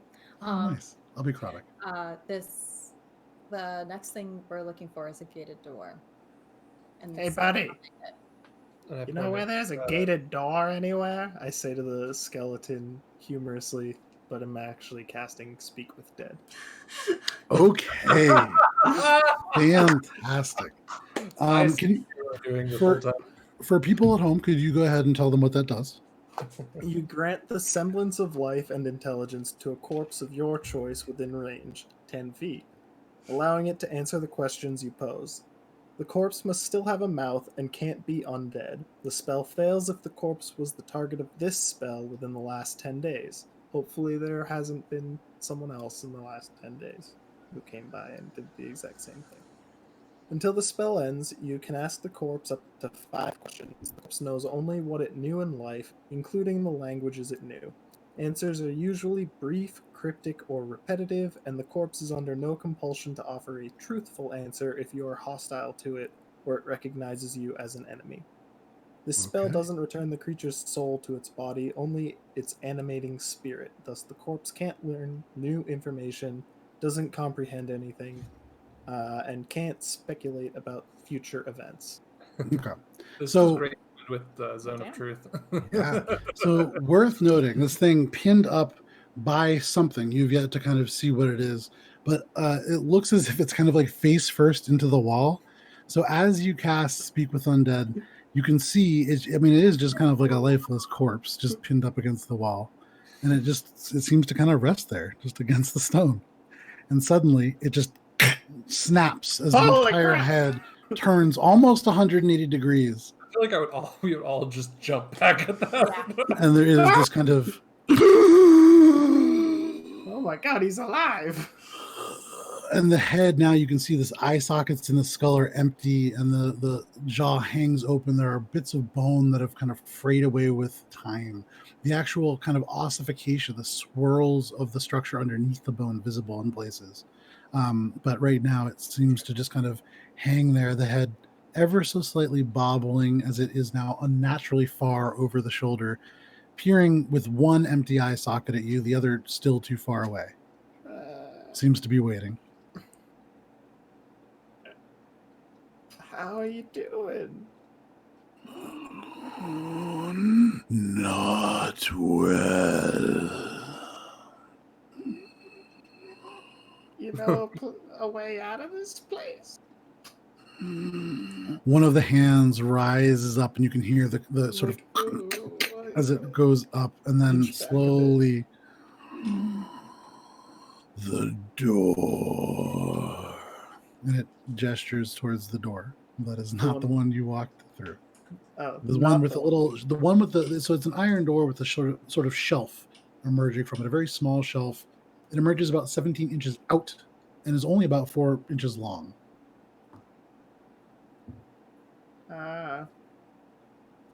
How do you get through there? And so the arm, which is still out, suddenly and just slowly drops down, and you hear the voice say, "The tiles." And as you follow its hand, gestures down to the bag at its feet, and you can see these elements of sort of like a silverish material, little, almost like silver coins, although they seem to be almost rectangular, only about an inch long, inch wide, almost like Scrabble tiles, little larger than Scrabble tiles. But they're spilled out across the ground, and from a distance, you won't really be able to see what they are. Mage hand. Okay, Heinrich, this mage hand appears and drifts out. Put it in the bag, bring it back. Okay. You sort of, this hand, the spectral, ghostly thing makes the very human kind of, as it scrapes them into the bag, and then it grasps the bag itself and pulls it across the ground. There is this kind of, Like, hey, you just guys got slides any across. questions for this guy? Hey, All you, buddy. Ask how he died. I imagine it's the thing that went through his skull. How did that happen? For Not who? through his skull, but through like the back of its Through- like shoulder and neck. It protrudes from where the throat would be and into the wall. Through his How to get triggered is So, I probably a guess- good question. solar plexus. That's a little Don't lower. ask him that. Gunter. Hey, do you need? Can I get you some water or anything? The Can I get you some water? It is. the skeletal finger that's pointing down, the hand kind of relaxes, and the head turns back to the wall. No. Okay. You have one well, question left. Ask him if. Ask who attacked, or how did he get What triggered penetrated? it? What triggered it? What triggered his What death? Ask his name. No. What caused this the trap in here to do what done did you in? And as you ask this, the skeletal corpse takes a final breath to answer this No question. offense. The half-orc followed us. Oh, you got And the life just seems to Ambushed. leave, and the skeleton, barely held thanks for together underneath the oh. cloak, just falls apart and rattles to the ground. all right. Well, thanks. Oh, that was weird. Wow. So now there is this black cloak kind of dangling from what looks like a very odd-looking dagger. I'm gonna more closely inspect the dagger now that I'm like, huh. Are you going to actually enter the room and look at the dagger? Oh. Is it like noticeably dangerous looking? The room? Like Make- when you ask me if I do something, it makes me think that doing it is going to result in me getting killed. So You yes, gotta- I'll Never mind, rephrase the question. Tell me what you're going to do. I would like to Stunned my cautiously eyeball. inspect the dagger from a safe distance. Sure. Go ahead and make a perception check, not an investigation check, because you, from a distance, you can't really like analyze it. Ooh, 13 passive 17. So 13. Uh, analyzing this dagger, you do make out a couple of interesting details. There's like a little bit of symbology towards the end of the hilt. Go ahead and make a history check.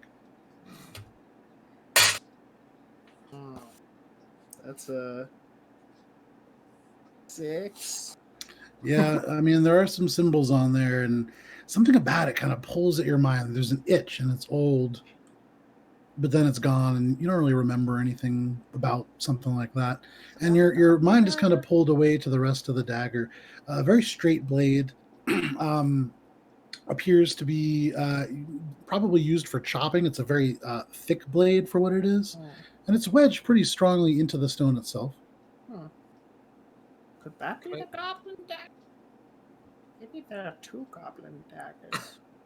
Can I look at the bag of tiles? Yeah, make a. Are you going in and looking at them, or are you kind of again looking at them from the? Oh, I brought it back. Oh, right. Yeah, you brought it back with the mage hand. Sure, making it. So, what are you trying to discern about them? Well, first of all, can I just get a? I'm not asking for a freebie, but what would I be able to discern just by straight looking at them before I closely inspect them? Okay, make an investigation check. Fucking hell, 10.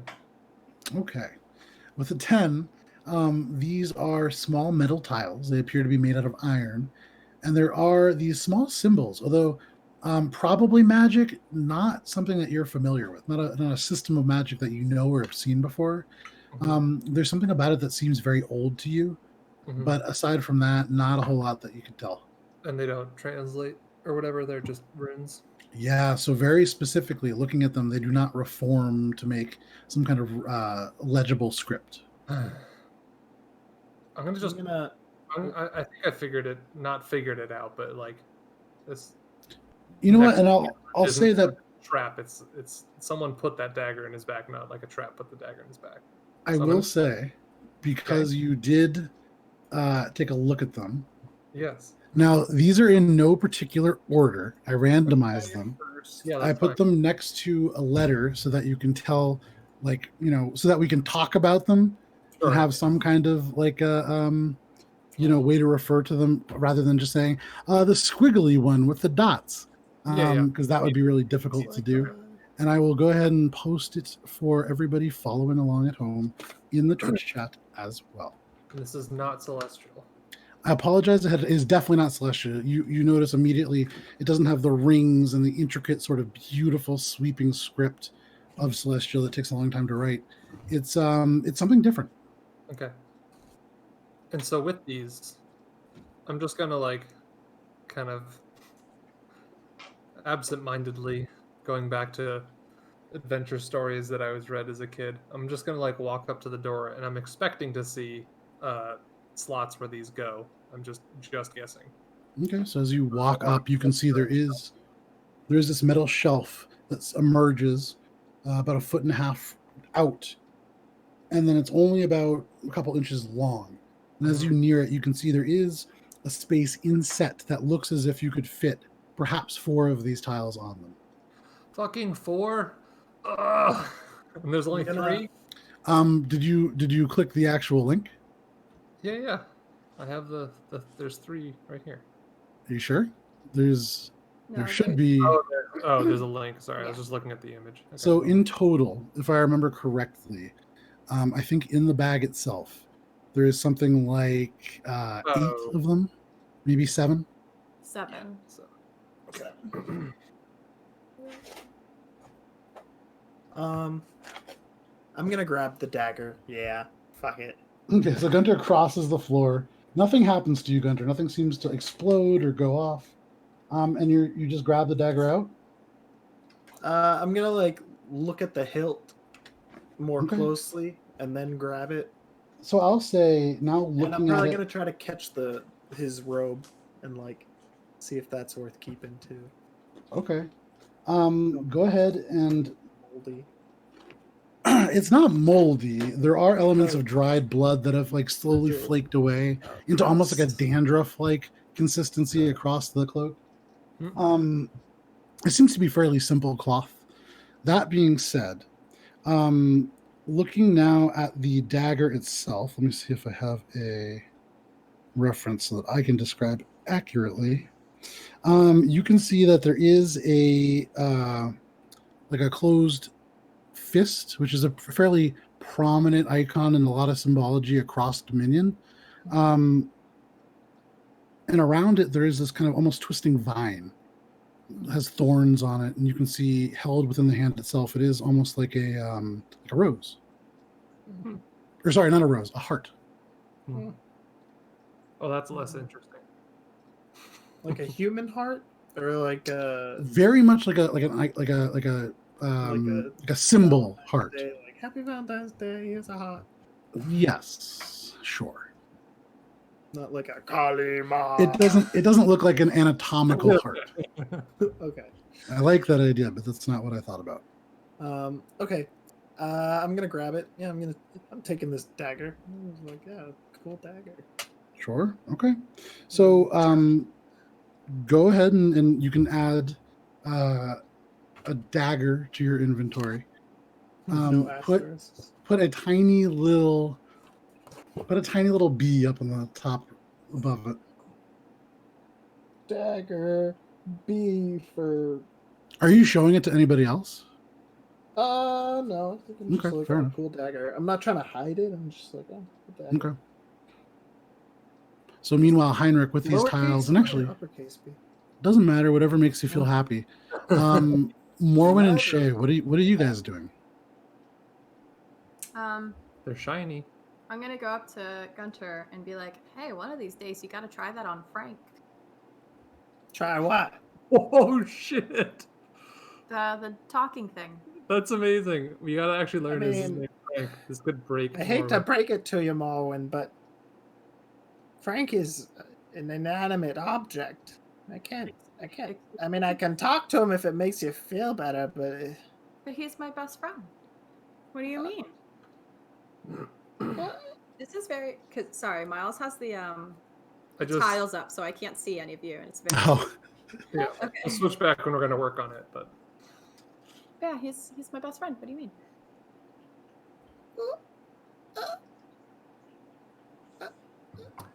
Shay, what do you or Chronic, either of you, what do you make of these symbols? And I kind of like wave you over as I'm like looking Come down. Okay, I like help I and- I splayed take it and I start like whispering. to Take a them. look at the symbols. I splayed them all out, not in set into the space. I'm just like they're just kind of like resting off Okay. of the place that they go in, and just kind of like okay. So you like a Scrabble set of tiles, you kind of put them Yeah. out, and okay. I actually pull Um, out my like Scrabble leaning piece and just set them all up, and I spell out a really profane word, but no one can read it because it's not actually language. Sure. Shay, go ahead and make a history check as you look at these tiles. They do look kind of like they say "fuck you" a little bit when they're kind Right, of arranged yeah. like that, which is weird. Like this, and then the yeah, no. Yeah. That's 17. 17.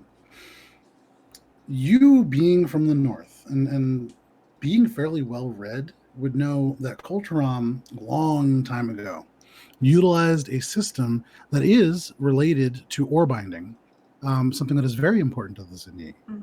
Probably from the same progenitor kind of race that crafted the or created ore binding as a technique.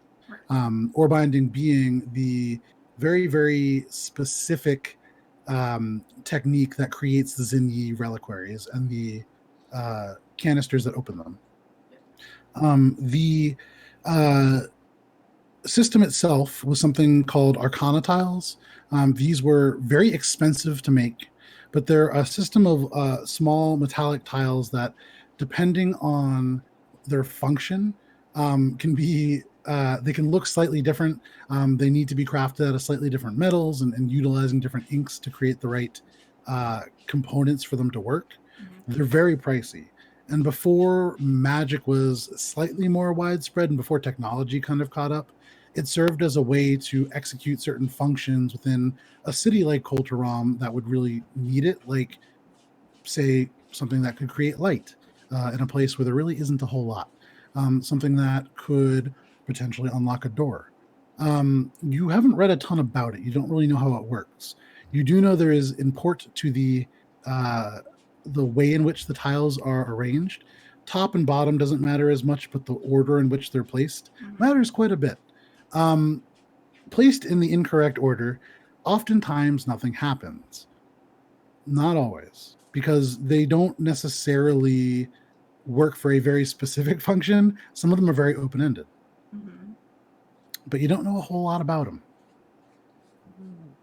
That's what I know. Shay relays this to the All right. So, Let me look at them. well, I grab them. well, You can't read. Hold on. I'm like boxing. I'll be like, just look at them. Try this. Did I see anything like them in I'm not even gonna Gamble's workshop? That's that. I'm gonna say Whilst- Craddock, go on them for good whilst luck. tinkering with him? So two things are happening at once here. First of all, Matt, to answer your question, you did not remember seeing anything quite like this. This is certainly magical, and Gamble, for all of his inventiveness and for his training within the actual Zinni monastic order, not a magic user. The stuff that he creates is ingenious in its applications of small gadgets and parts that he invents himself, not magic.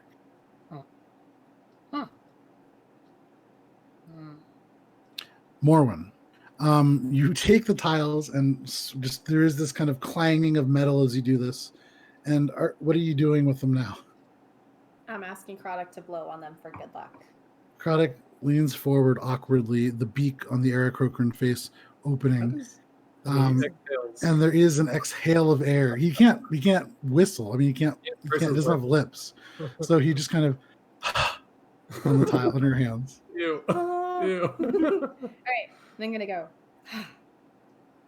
Okay, are you doing it onto the actual board? Oh no, on the ground. Okay, on the ground. Tink, tink, tink, tink, tink. They just kind of fall into this random order. Nothing seems to happen. Nothing jumps out at you. It's not a language that you understand. Yeah, and I just kind of scoop them back up. No. And I put them back down. I'm like, there's an order to it. It's not random. You didn't let me even see the results. I could have told you your future. That's how these things work. I've seen it. That's not okay. I mean, I don't think that these are. I think you're thinking would knuckle. use. Yeah. Maybe you should ask your best friend, though. I shall. Yeah, you do that. Oh, what is this? What's happening? So I've set them back down, and I'm like looking at them. What's going on? Gunter's upset about something. Is he jealous of Frank? I don't think Gunter's kidding. I think that's actually a little bit what's going on there. But Heinrich, so what are you trying to discern about these tiles? You have them now kind of laid out. So I'm trying to look for patterns basically between any of the symbols and potentially like where we are, trying to think about like if this is a path and this was designed a long time ago per Shay's historical lesson there. Any symbology that sticks out to me that would be dwarven in nature and relating to passage or access or Kulturam specifically, or like the things that directly caught my eye. And the reason why I'm asking this is because a lot of them are like hard edges, and dwarven craftsmanship is hard edges and stuff like that. And there's also like above and below and all that kind of crap. Make a history check at advantage. Okay. Goodness for that advantage. Okay. That is a difference of 2 between the two. 11. 11. Lovely. With an 11, looking at these, there definitely seem to be dwarven influences. Outside of that, not a lot jumps out at you. You have this problem now, which is kind of an unexpected problem. You can't really look at dwarvish anymore. It rearranges into common in front of your eyes. And so it's actually been kind of a second since you've seen the runes themselves. Mm-hmm. Marsha, have you let Gunter look at those? What? Have you looked at these tiles yet? Gunter, A little. our most important member, and I mean that genuinely. Yeah, come on. If anyone else as chaotic as you had been with us, we all would have been dead. But your chaoticness and your brain and your you is somehow survival of Yeah, the you gotta fittest. keep them guessing. Yeah, hand them over. Well, come take a look. It's these three are the ones that stick out the most, but I don't even know if those are the right ones. And I point out C and G for sure. Okay. And I'm kind of like D and F also kind of. They're all well, whatever. Anyways, those are the ones that caught my eye. I'm not sure if that helps. C, G, and F. But I So still Gunter, driving and pointing at it. if so, I'll let you guys know right now. I invented an entire system around this. Yay. If you would like, you can attempt to decode one of these tiles. Definitely. Which one would you like to try to decode? I guess I'll start with G. Because Okay. that was one of the Heinrich ones. Go ahead and make an intelligence check. And I'll say, actually, Gunter, you can go ahead and make it an advantage. I'm also gonna scratch my head and be like, huh. this That's looks where the advantage familiar. comes from. And Guidance. I was gonna guidance myself too. Give yourself guidance. That's fine. Add a little sheen to that dome. Put a little pepper on it. Ooh, good thing I put that pepper on it. 'Cause that's still. You said history or in? Straight intelligence. That's gonna be an 8. Oh no! Yeah, I got a 2 and a 4. All right. So, Gunter, as you look at this, the eye that rolled the 2 all of a sudden kind of spaces down. And for a moment, you guys watch as Gunter's face, the left side of it kind of goes slack for just a second and then kind of returns to its normal rigidity, the tongue kind of pulling back into the mouth. Do you, But, Gunter, you don't really learn anything about that tile. Huh. Well, it's a nice tile. I don't know. Maybe it's for like some kind of weird dominoes game or something. Hmm. Maybe, what do you think? Try Maybe the like next one, Gunter. So you- I'll say, Gunter, for the group, go ahead and make an intelligence check at advantage for the remaining tiles. Just looking across them, trying to see what you see. all right.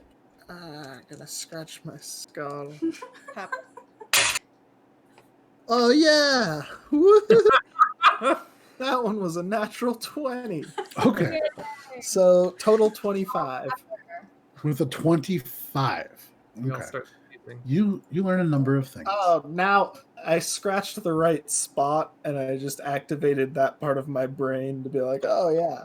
So you pull your attention towards the ones that Heinrich had specifically mentioned, and you can see there are like elements that seem kind of dwarven in nature. Specifically, you notice that rune F, the one labeled F, very similar to the dwarven rune for the word dwarf. You would notice as well that rune D, the one labeled D, it has something. It's not like a rune for dwarves, but there is something in that black rectangle that speaks and brings to mind the word death. And finally, there's the one C you don't really understand because there are elements that seem like they might be informed by dwarvish. It has something to do with hair. But aside from that, really difficult to discern the actual meaning. And even with that great check, that's what you get. Something about dwarf. And I'll say, you know what I'll say, given what you're learning and kind of taking this in, you're beginning to realize that these tiles work almost like a programming language. You'd imagine there are certain ones that are probably like conditioners, and then there are others that probably set certain parameters. Like object-oriented programming. You would imagine that it's probably kind of closer to if then. So Boolean phrases. However, these have a certain amount of flexibility to them, and there's certain ones that, like very, very, for instance, if you were to do if dwarf then death, you'd imagine probably not a great start to your day. If dwarf, then hair, though. Oh shit, I'm doing that. Do you want to take those tiles and put them into the slots? Yeah, I'm gonna be like, wait a second, I've got something. If dwarf, then hair. So- F and C in that order. I will say you do not know what tiles would be if and then. So are you going to just take 2 random tiles, or do you actually tell you what? Tell me which tiles you would like to use. You do know that if dwarf is that Is the F? is F, and you know And so C is hair, or what C. I think is hair. so you can put those in those places. There's the first and the third space open. Which tiles are you putting in the first space? Hair death. I think I'm gonna put G in the third slot, Okay. and Yes, start with the third. A in A in the first slot, Okay. and I'm gonna hope for the best. Okay, so it goes A. So I'll go ahead and this is kind of how you're going to decode it. What you put down is if. So A is if. Oh, I was right. The second one that you put down was which? Hair. Or no, Okay. if dwarf. So If F. dwarf. So you put down hair. F. So that's if dwarf. The one that you put in the third spot was which one? G. G. G. Okay. Which we don't So know anything about. Okay. you end up putting out if dwarf, break, and then the actual tile that you put down is a very specific tile. It is change hair to blonde. However, the phrase that you put together is if dwarf, break hair. And so all of a sudden, as Gunter puts the last one in place, ting, ting, ting, ting, they light up, all 4 of them. And suddenly, Gunter, your hair drifts, the little that you have kind of around drifts up as if supported by anti-gravity. The beard itself seems to ripple, the snow white elements cascading, a flowing sort of wave. Your eyebrows begin to kind of drift up, almost gaining like an anime-like spike. And suddenly, your hair separates from your scalp, from your skin, from your beard. And Gunter now stands before you completely bald, clean shaven, and eyebrowless. Better you than me, I'm telling you. Damn. And those 4 tiles all just seem to Give me- lose their glow. Give me the order. It was A, F, I'm trying to grab my hairs. Joe, So Gunter, you kind of grab them. The hairs fall to the ground. I mean, they're not magical hairs, so you're just kind of picking up all of your hair, and it's your whole beard. So feet of snow white hair just like cascade to the ground. Mending. I'm trying to mend it. Joe, buddy. Joe, what was the order in letters? You did A, for F. if dwarf, break was G, G. and Wait, then hair. I need C. just letters, please. So A F G, C, I think. Yep. AFGC. If I'm gonna pull out, or they all pop to the ground, right? No, they just lose their glow. I'm gonna Oh. try So, to Morwen. take out. Morwen currently has the tiles. Oh no! No, I meant to collect his hair. Oh, okay. So you have some hair from Gunter. okay, Um, I want to do one. Okay. I'm gonna be like, no way! I'm gonna try to put them back in, but instead of the one that was break, I'm gonna try. A good one. I'm gonna try B. Okay. So interestingly, what you end up spelling out, I'm not going to tell you because it doesn't work. As you put those particular runes in place, there's a light in the first one, and then nothing else lights up.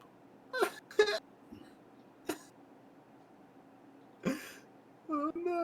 Gunter's just holding fists full of hair and now kind of crying, little bits of snot coming down. If Putting death then spit hair, on and then one. grow hair off the corpse. So hang on one sec. When the 2 of you talk, I can't hear either of you. So Heinrich, what are you saying? Can I do if death then hair, and then grow hair on the corpse?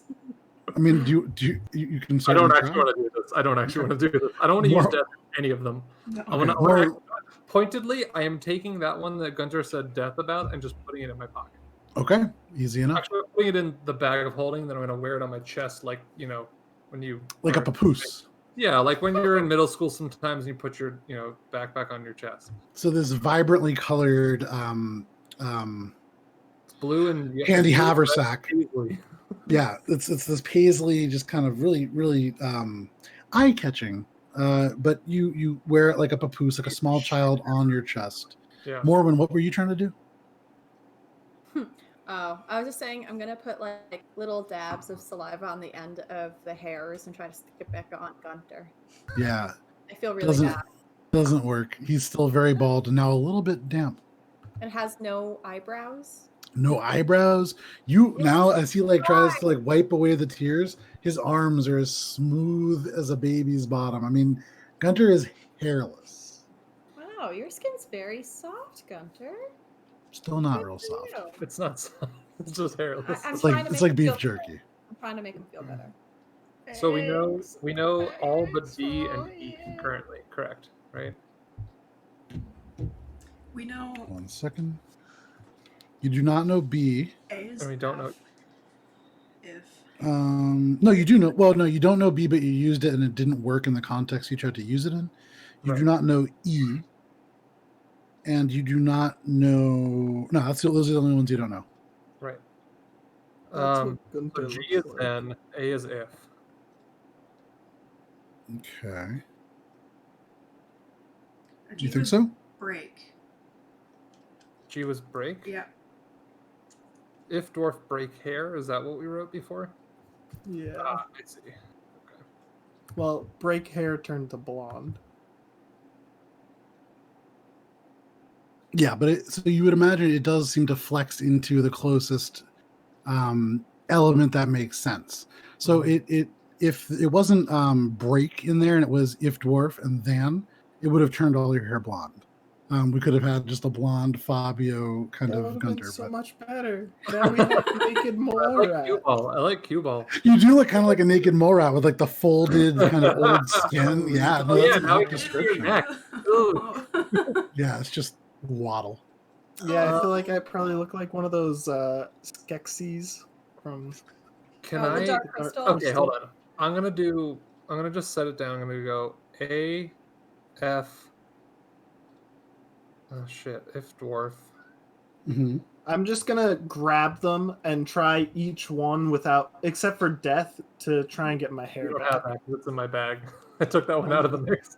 So you're gonna do if dwarf blank Blank hair. hair. So For- which one are you putting in? So I've already tried B, Yep. and I've already tried G. Hmm. We haven't tried E. We haven't tried B in the third position though.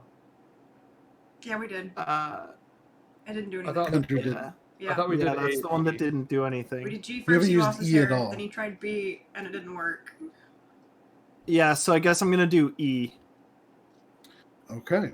So what you end up putting down is if If dwarf, then change hair to blonde. Gunter, all of the tiles light up, and you feel within your pores a stirring, but nothing outwardly changes. the hair on the ground Grow, turns it'll- blonde. The hair on the ground is still gray. It's no longer or white. It's no longer your hair technically.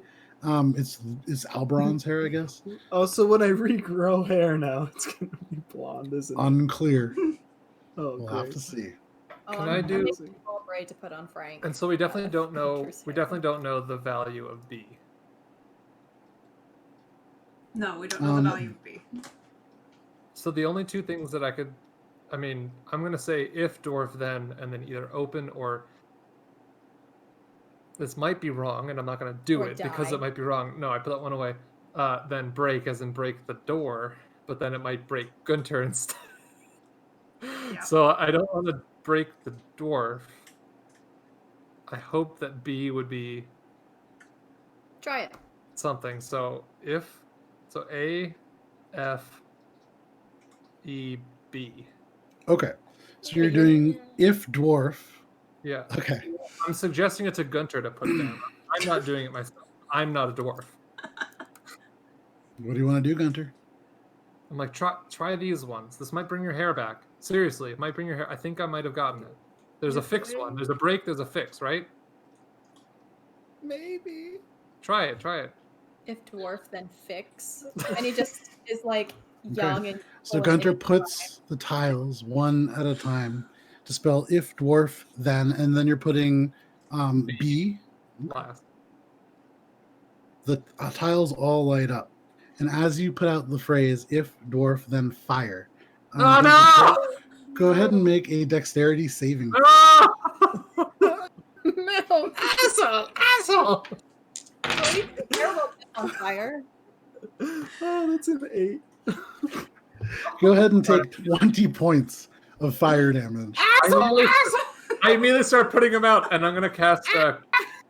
I'm going to, and this is a very important thing to note. I'm going to cast an actual spell, Cure Wounds, which I have to cast at level 5. Yes, you do. Does that cure my Warlocks. hair? We don't even know how much he's Does my taking. hair loss count as a wound? Well, he's taking 20 points of fire. Oh, Yeah, and so as the fire kind of seemingly materializes out of nowhere and then just erupts around Gunter, you take the damage. Heinrich, I'm like, sorry, and then I'm just like, "Ah," and then I cast Cure Wounds for 32 points of healing.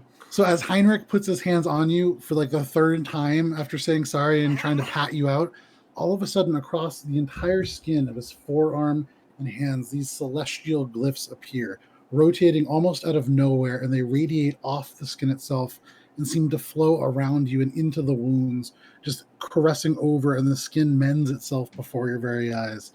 The burns seem to almost flake off, and the dead skin flaking away to reveal pink, new Gunter skin underneath. Still kind of rough, weirdly. But No, I'll do the next one. I'm sorry. This is the worst place. I got this. I'm gonna put down if I wanna go fire. home. I'm gonna put down if fire, then break on the door. Okay. So you see all of these runes light up. There is no present source of fire, and so it seems as if nothing I know. happens. I know. Well, I'm gonna then use it on. I guess then I'll just like. I'm not gonna cast a spell. I'll just light a torch and hold it against the door. Okay. You light a torch, and even as you light it, suddenly all of the runes or the tiles glow a little bit brighter, and the door swings open. And you can see beyond there is another staircase leading up to the next floor. But because it is 10:45, we're gonna take a quick 15-minute break. We'll be back at 11. But hey, you guys got through the door. I put death away. Dwarf and see if little dwarves came out of fire. It's real hard coming up with like new puzzles for D&D. So I went back to like programming roots, and so I wrote an entire programming language. No, that's fun. In That's Arcana fun. tiles. For And it has a- burning my hair. No, burning you and making you lose all your hair permanently canon. Everyone envision it now forever. Gunter. Yeah, I know exactly what I'm trying to do. And when it grows back, it's going to be blonde. You're gonna have the gross, like shitty pedo mustache. We will see everybody in about 15 minutes. 11 o'clock. See you then. Bye.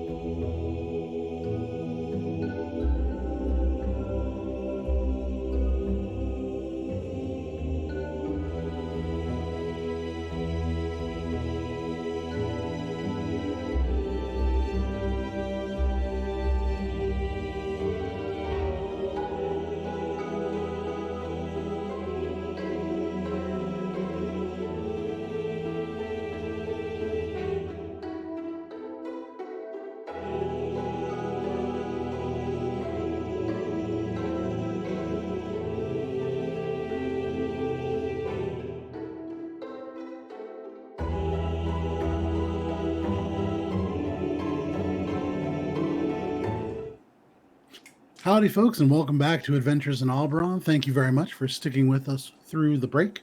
Wanted to give a quick shout out to Campfire Quest. Thank you so much for the raid. Dreadity, thank you for the follow. Doss, thank you for the character names. I already know where one of them is going to go. And Talon, thank you for the subscription and the bits. As always, thank you guys so much for all the support. It means a lot and really helps us do some cool things, like build entire new systems into D&D. So I have a question. Did Yes. Gunter lose his eyelashes as well? any hair. Do eyelashes count as hair? Yes. Yes, they do. Yes. On the bottom lid?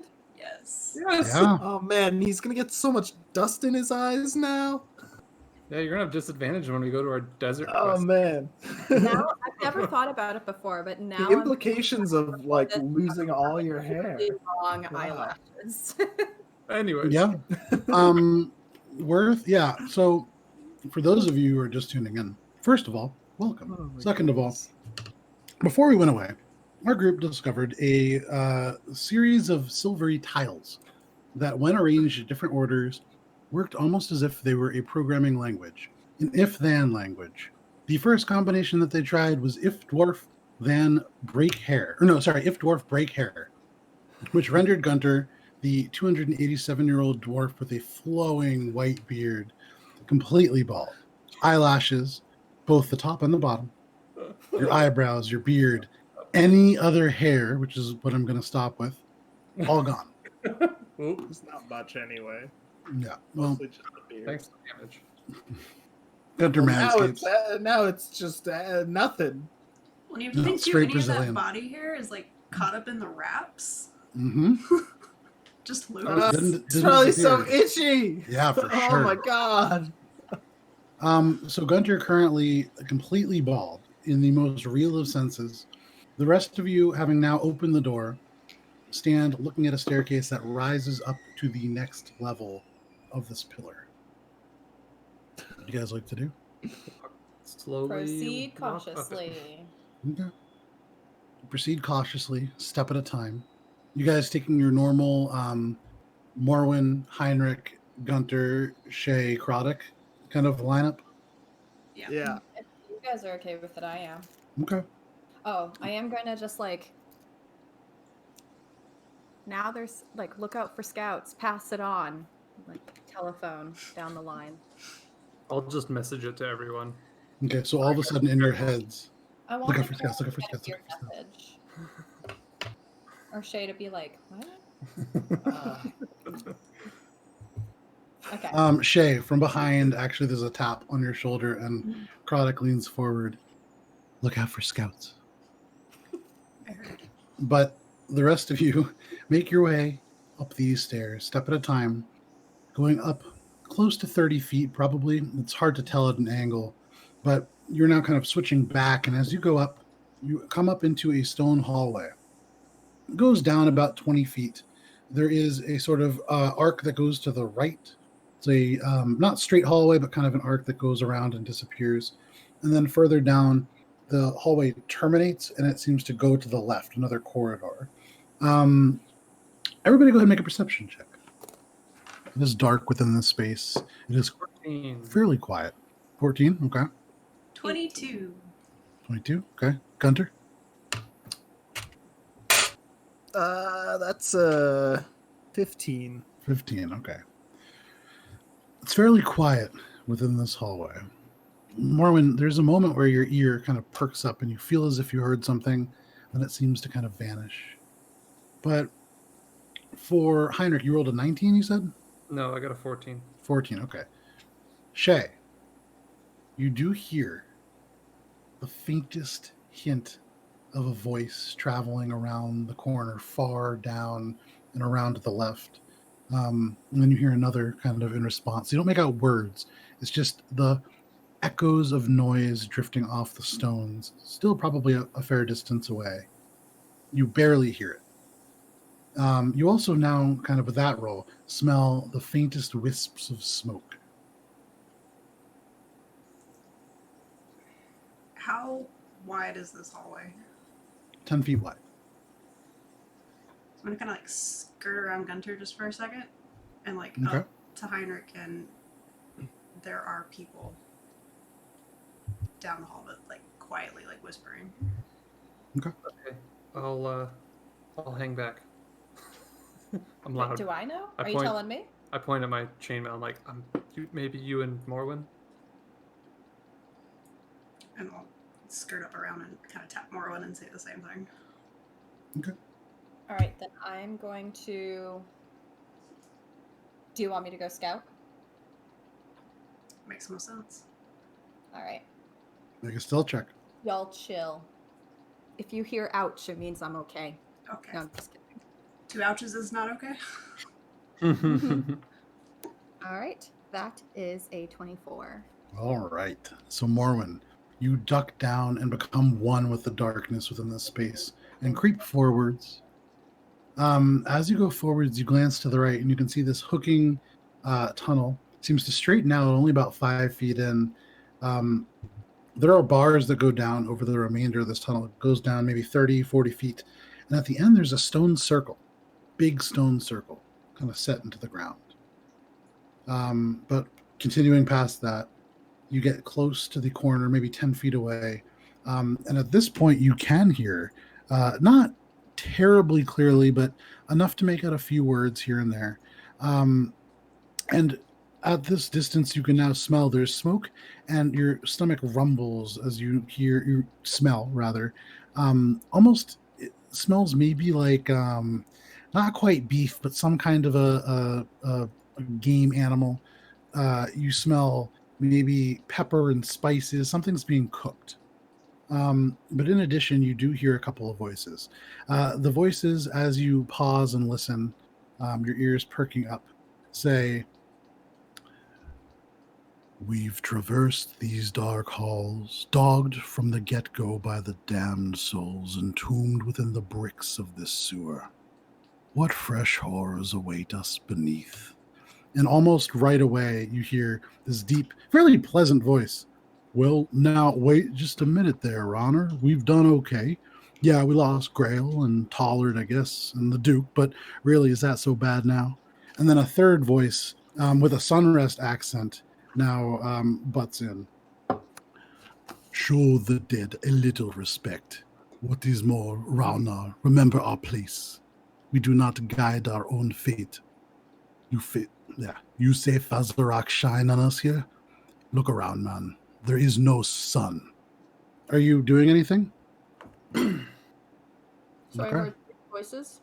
Oh wait, are you Yeah, talking it seems like you've heard about 3 voices at this point. Yeah, and you're still. It seems as if it's coming from around this corner, and then further down, there's probably a room beyond. Are you looking around the corner itself?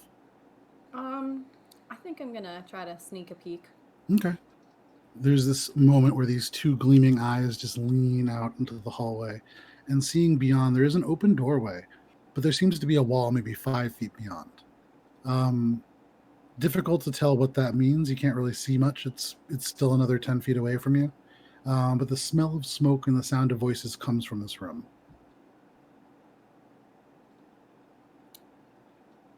So I'm peeking behind a corner, and you're saying that there's like a hallway, and then 10 feet of hallway. and then there's like another kind of And there's, in. yeah, it seems like it's a door that might lead to a hallway that goes left and right. It's a door. Yeah, it's not like a door like a knob and like a piece of wood. It's a doorway. Okay, and I'm thinking, and it sounds like the voices are coming from there. Yes. I think I'm going to continue to sneak a little closer and see if I can. If it's still dark near there, I don't know how lit up is this place. Fairly dark. There are faint glows from those kind of lanterns you'd seen previously. However, within the room, you can see there is like faint bits of shadow being cast. So although in this dark space you can't necessarily see, you would imagine there is fire in that room somewhere. Maybe torches. So if I went to that corner and snuck a peek, light might reflect on me. Like Could. it might be dull. Possibly, but there is. I'm gonna get a little closer and see what's up. Okay. You begin inching closer and closer. Is anybody else doing anything? You guys are watching Morwen kind of disappear around the corner. just like, Who do you want me to draw? Black. Okay, fine. Matte black. I I've got I- like, quietly Tada all black. Okay, so as you say, tada, the rivets in the armor flatten out and they lose the sheen of metal and suddenly flatten into black that then seems to fade into your fur. You look like you're wearing almost like a bodysuit at wearing this a point. mirror. I was being a reflection of myself Yeah. this whole time. Okay. Continue, guys. I didn't mean to. Sorry. No, so you now are wearing what it looks like you're wearing like almost like the Catwoman costume because it's just black fur with black armor. But you creep around forward. Anybody else doing anything? I'm just Okay. like holding up some Just hair waiting. Listening. to my face. Like, Okay, Gunter's trying to form a beard. But as you guys wait and I listen, already image a beard on him. I feel bad, so I'm just gonna like. It is your fault. okay. Well, actually, Minor that one image. was It's Gunter's not. fault. It's That one was it. I'm just gonna put it on and be like, you have hair now for a little while. You don't feel anything, but Gunter, you can see this beard kind of going down. You can recognize it being on you, that it's an illusion. It doesn't move with your hand. So I like falsely animate it just a little too late, so he moves and then it moves. it looks like there's like a quarter of a second of lag time. Yeah, this is a Bethesda game. Yeah. Just starts going. not a sponsor. Putting up on these guards kind Thank of you. makes me feel a little Skyrim-y. So as you get closer, you do also hear the first voice speak again. True, we tarry here far from the light. Know this, Kalistar. Vazarak will rise once more, and the light from the three-headed dragon will purge the darkness that holds this world. And then you hear that Sunrest accent pipe in again. Nah, Rana, you should know better than to dream, for that is where she found us. And the first voice again. And thus why I dream, ever onward, until now the only one of my ancestors that drew breath was that coward in Everest. Kinescale is the harbinger of Fazarak's return. The Skald will reform, and the world will be set right. Fazarak's eye is an omen. It appeared before my ancestors were driven from this plane, and it has arrived now to rejoice in their return. And you hear that very pleasant voice now kind of pipe in. Hey, fellas, you guys doing anything? Morwen, at this point, you're about 5 feet away from the door. I'm Listening still for the ouch. yeah, I'm still just counting voices, and once I hear them move Two a little ouches. bit, actually no. Wait, so was that a fourth voice that joined, or is it still just 3? Still just 3. Oh, okay. I guess at this moment I'll probably just use the last or another bit of my healing because I'm All still right. hurting. Sure. These people don't sound Actually, too I don't. nice. I'm gonna. Well, you don't know that, so I think I'll actually start sneaking my way back. Okay. Just because I actually don't want to be right out there and have them like scouting all of a sudden and find everyone at the corner of this hallway. Okay. Yeah, so you begin to creep your way back. The food does smell. Whatever's being cooked smells pretty good. There's like the scent of... Stone circle. I didn't mean to interrupt you. What were you saying? Sorry. I want to stop and look at that. You said like a Sure. stone circle or Yeah, something? so as you creep away, you again look in. What are you trying to discern about the circle? Is there any significance to it? Like Sure, make a perception check. I guess just like the purpose. What Sure. is it? What it is. 22. Sure. So as you walk forward, you can see this circle. It has symbols on it. You gaze at it, and in the darkness, kind of hard to tell what they are. You're not a big reader necessarily, but just for a little bit of a reference, if you check in our Discord chat and in a second in the Twitch chat, there's a picture of the circle along with the long kind of corridor and the bars that kind of close it off from where you are. But gazing at it, it's reminiscent of it's arcane for sure, but you don't really know what it's for. Some of the symbols on it do seem to have a feeling of like movement, perhaps. But it seems arcane in nature. It reminds me of like the Zodiac. Sure. Okay, well, I'm still gonna make my way. And that's all that's in this hallway, other than that? Yeah, I mean, it's hard to make out. The stones and the bricks seem to be the same. It's part of the construction. But the stone circle is very different.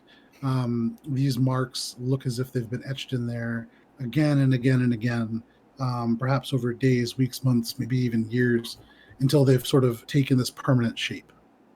All right, I'm gonna go back. I'll say with the 22, you also would notice there's a space in the middle where probably another symbol could fit, but it is currently blank.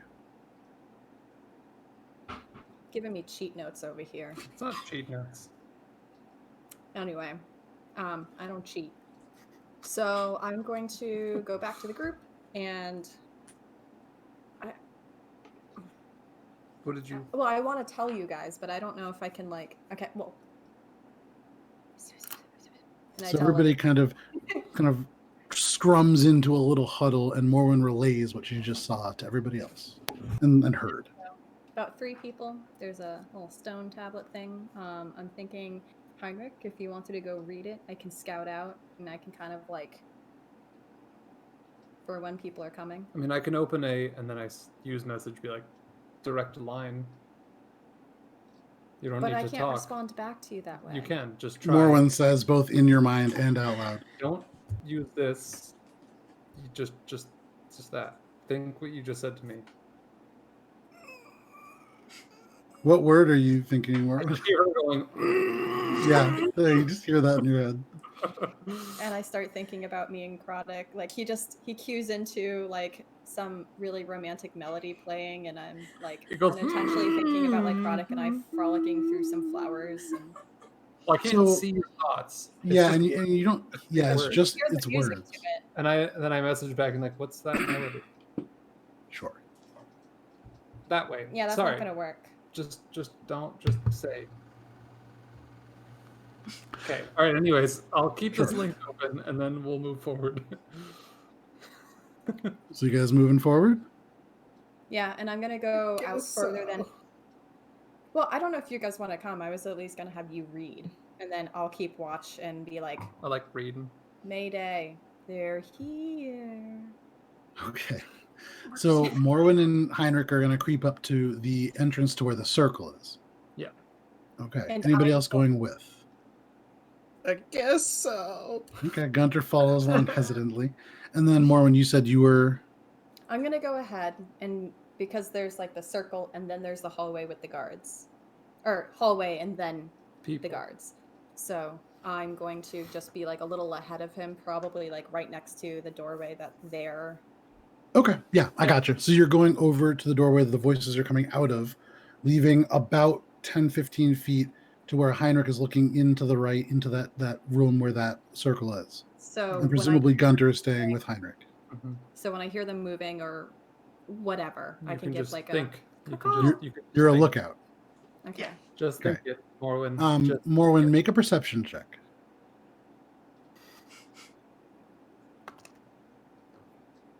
Farts. That's a 14. Okay, we'll get back to that. Heinrich and Gunter, you guys are sitting now outside of this small inlet that then has bars, and beyond it a stone circle. Gunter, you have seen this before. You've seen teleportation circles. The order in which you received your training actually had access to one. But this is a circle of teleportation, one that's been formed over at least a year of transcribing it again and again. You would imagine it was probably part of the original construction to hurry the transfer of people maybe up and down. You don't see a way to open or access it immediately. The bars are perhaps maybe 5 inches apart. The bars themselves are hefty. They're about 3 inches wide. They're circular, but they're about 3 inches wide. So these are, poles, not bars.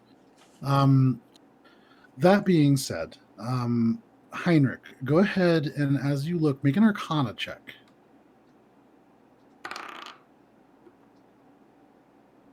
say it. 5. Okay. Some arcane shit going on here. Fucking knew it. Yeah. Morwen, while they're investigating, you do overhear Do you mind? the. I just want to say that I don't know if I'm like out of snuck, but I want to be re-snuck. Yeah, no, I assume that you are hidden doing that. We'll use your old stealth score. You kind of overhear the conversation has ended at this point, and there is just voices talking about how good this food is, and you hear kind of like smacking. It seems as if they're eating currently, which you guys a little out of sync with your internal clocks. It's sometime in the early afternoon, beginning of the evening, kind of hard to tell, but somewhere in that range. So this is either lunch or dinner, probably. But No, I'm just thinking to myself because I don't know how this whole thing works. So just Sure. I think to myself like, yes, keep eating, yes. And I'm like, God, you don't need to. Well, at least you know it's working. This is how it works. I message back. okay. In my head, I go, "Oops, I forgot." Okay, don't worry. Just keep that music down. Very technically, it doesn't play music; it plays specifically words. But you Yeah, know but what? Canonically, I feel like there's probably always a little music in Morwen's head. Yeah, and if Um, she's humming, I feel like she would be. It's like a concerted effort. Yeah, to you can hum. hear the humming. I give you that. Yeah, So it's not like orchestral full arrangement or anything. It's just literally Morin's voice humming it. sure, yeah, it's just Morwen humming. In my head. So is there anything that you guys want to do with this circle? I mean, it's blocked off by bars. You said, yeah, Seems to be, yeah. yeah, but the rest of the room is open. Yeah, I mean, it's not really a room as much as it is like a wider hallway. But yeah, it's pretty much just open stone floor, stone wall. Just looking out of curiosity, not that I want to use it or know how to use it. Not that Gunter even told me what it is, but Mhm. bars and stuff. And so far in this whole place, there's always a lever that opens the bars. So I just want to Sure. look around. Make a perception check. Ooh, natural 20. 21. Natural 20. Your eyes look upon each stone individually, picking out the cracks and details, trying to find anything displaced. And while you do not find a lever or a button, you do notice in the very back of the room, some of the bricks seem to have almost like, maybe not symbols, but almost like a line, like a ley line that's been laid. And you would imagine that there is probably a switch, lever, or button not in this room. And those lines trace somewhere else? Is that kind of... They seem to vanish back into the wall. So you'd imagine they go somewhere. You cannot see where they terminate. I would say with a 20, you'd guess it couldn't be terribly far. Mhm. Something like that would be expensive to build. And so the less material, the better.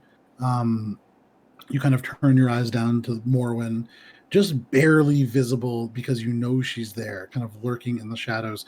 Bits of fur really separating from the shadows themselves. You don't see Morwen necessarily, but and there is a room beyond. I would like to think to myself, forgetting that, because I will never get used to this. Maybe we should sneak by while they're eating. Oh, they're eating. Guys, like 10 feet apart, maybe 15 feet apart. Yeah, And but I'm like just gonna not look at him talking. and be like, and in my head, I'm like, I said that already. Well, I didn't know that they were eating. Why would I say, keep eating? Have you even gotten a look at them yet? How many are there? There's 3. And then I'm just said, gonna- right? Make a perception check.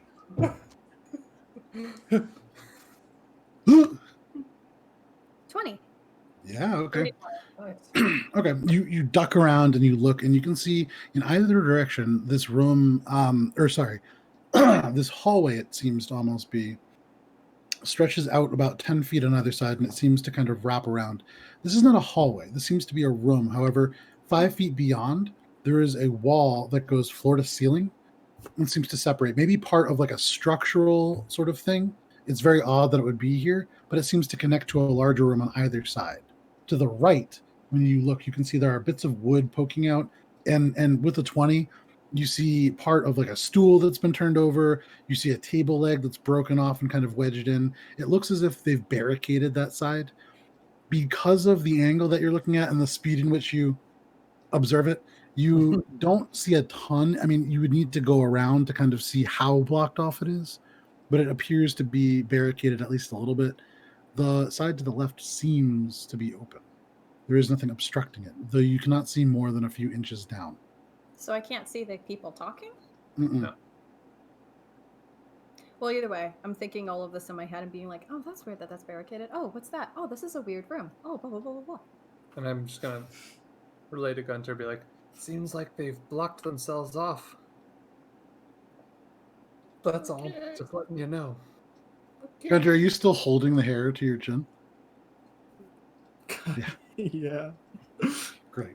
I'm gonna make it do like a flappy motion out of his hands.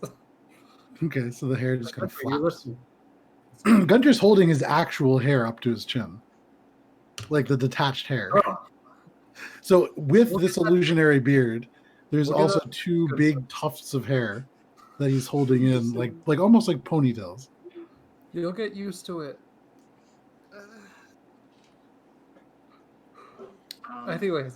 Anyways, save it though, because disguise kit, hey, right? You could glue it back on with your disguise kit and pretend that you still have hair. In my I head, used all my glue. Heinrich, shut up and get the rest of the crew. And I'll be like, hold on one moment. I'm gonna actually like use my disguise kit to reapply Gunter's hair as best as I can to his face. Make a sleight of hand check. This is going to take some time. Like, you know, Time. It's just the beard part. There's literal. you're trying to glue a beard onto Gunter. I mean, that's not like a He means a lot to me as a There's- friend. He there's means a lot to me as a Okay, friend. sure, I yeah. cannot- people here who He's are clearly- literally looking for people like us. And Gunter will clearly not be able to focus unless he has his beard back. And I just think, So I do it. fine, I'm out of here, and I'm going into that room. okay. Let me do this. So, Heinrich, you begin to apply painstakingly this beard back to Gunter's face. And very accurately, I might add. Oh, Drill? A natural 20 with Okay. the 7, so 27. This- To So, disguise. with a fair amount of speed and precision, you apply like a thin layer of this adhesive, and you start just very quickly placing hairs back. And Gunter, your beard is like slow. I mean, you don't have. Morwen has some of it. You didn't take time to gather a lot of it, but you're going to get, like a little kind of like chin deal going on. Long, still the length of your old beard. But it's going to take about like a little 15 tuft. minutes. Yeah, and when that's done, I'm just gonna pat him on the shoulder, and be like, "Look, I care about you. I'm sorry this happened to you." So I'm going to pause you right there because it's not clear that we're going to get through it. It's going to take about 15 minutes to do. Fair. I'll do that So at the end. as you take out your glue, Morwen's eyes roll in the darkness, and she just tucks herself into the actual corridor But I'm- beyond. so I'm hugging up against the wall, and you're kind of like inchworming. Okay, sure. Make a stealth check as you inchworm your way into this room. 17. Okay. Let me take a look at something It's real hilarious quick. that that's like a really bad roll for me. Like if it's under 20, I'm like, oh, Oh, terrible. So Morwen, as you creep into the room, I'm going to go ahead and post the room for you to see. I'm going to throw it in Twitch chat as well in just a second because it takes me a second to click over there. But you're seeing a couple of things. The first thing that I'll say is you notice right away you're not seen because these three figures are turned currently eating. And they're fairly quiet at the moment, intent on this meal. It smells delicious. For the first time, you're smelling and fairly certain it's probably venison. Not- However, not actually for the first time since you've been to, I think even at the Gourmand, he served you bloodworm. So you haven't had much but that in a long time. So it smells great. However, you are also seeing, I will show you the individuals. There are four. One of them has not spoken yet. but you see these folks just kind of gathered around. Where am I entering? Wait, go to the map again. Sorry, Okay, so I'll just have the pictures up. let Not me you. Oh, whoever. I just want to know where I am. okay. So let me just post the picture of the individuals who are occupying this room to Twitch chat so that everybody can see what's going on. Okay. And now that I've done that, so within the room, you are entering at the bottom part, or sorry, not the bottom part, the top part of this room from the northern entrance. To your right, you can see a variety. There's like a bench and some tables and chairs, a couple of bookcases that have been pushed together to form a makeshift barricade. There are holes through it. You can see through it. It would be difficult to sneak through. Worth noting, Morwen, there is what looks like a sort of a charred keg or something with some sparkly writing on it as part of that barricade. You also see, so you can see that there's a table sort of up against the other side of that wall that you had seen originally. Seated with their back against that wall, there is a dragonborn. His scales red, lustrous, almost kind of illuminating in the small fire beneath this copper pot that's happily kind of boiling away and producing this delicious smell. He wears scale mail armor, similar in ways to Heinrich's. However, this seems to glow a little bit. There's something magical to this armor. Each scale seems to be slightly different in hue, and they kind of break apart into various blues, whites, and grays. You can see he wears just fairly simple gray cloth pants. He's wearing, on the parts that are not covered with the scale mail, these kind of metal pauldrons and metal, almost shin guards. His arms are exposed. The backs of his legs are exposed. He's barefoot. You can see his head goes back into these scaly tendrils that are kind of tucked neatly back behind. At his side, you can see a shield leaned up against the wall, and you can see on the outside of the shield, fairly hastily painted on, a purple dragon head in profile. You can see sheathed at his side, there is a long sword as well. Next to him, and to the left of him, you can see, if you look at the map, kind of closest to this pot that is hanging, there is a dwarf, Colteron dwarf, bald head. He has an eye patch that has these metal bolts in it. He seems to be kind of happily spooning away at the stew. And even as he does, you can see he looks up and, "This is pretty good, fellas, huh?" And just kind of continues to eat. You recognize this is the third voice. And then you can see the person that looks up, this big orc, probably close to 7 feet tall. He's currently seated on a table that's pushed up against the center table. And you would guess that he is probably that second voice, the Sunrest accent, but he is eating out of a very large bowl. And then finally, in a cast iron chair, fairly small, looks almost like patio furniture, kind of displaced from maybe somewhere else. There is a human, bare-chested, wearing actually basically like a loincloth. A couple of like what looks like fairly fresh injuries, burns, bruises on him. You can see there's like a kind of rusty sword just laying down on the stones next to him. He's eating as well. You haven't heard his voice yet. Blonde hair, kind of a blonde goatee. And this one iron band around his arm. And those are the folks within that room. The room itself, you can see, very much the same kind of stones. There are equal 5 feet wide and 15 feet long walls that go from floor to ceiling on either end of the room. And all around the room, you can see furniture has been made into makeshift barricades. There are broken bits of furniture. You can see a few tools lying around. This seems to be a place maybe designed to be defended. A lot of this furniture seems to be fairly freshly broken. So this is not an old established area per se. But seeing all of that, Morwen, they don't seem to have noticed you. Their backs, for the most part, are to you. What do you want to do? I think all this. Okay. So you begin to think. That I'm. And as you're kind of applying this, you're slowly getting this relayed from Morwen. Morwen, over this time, you see the human empty his bowl and go over and get a second. You can see there's these long kind of green stalks. There are fresh vegetables in this. It smells of spices and like oregano almost, and kind of lemony, while still being rich and gamey. But you observe all this and you relay it to Heinrich. Heinrich, you hear this. Are you relaying it to Gunter as you're plugging little hairs into his chin. Yeah, it's sort of like the militaristic version of like, salon chatting, where I'm just Okay. like practically relaying all this information.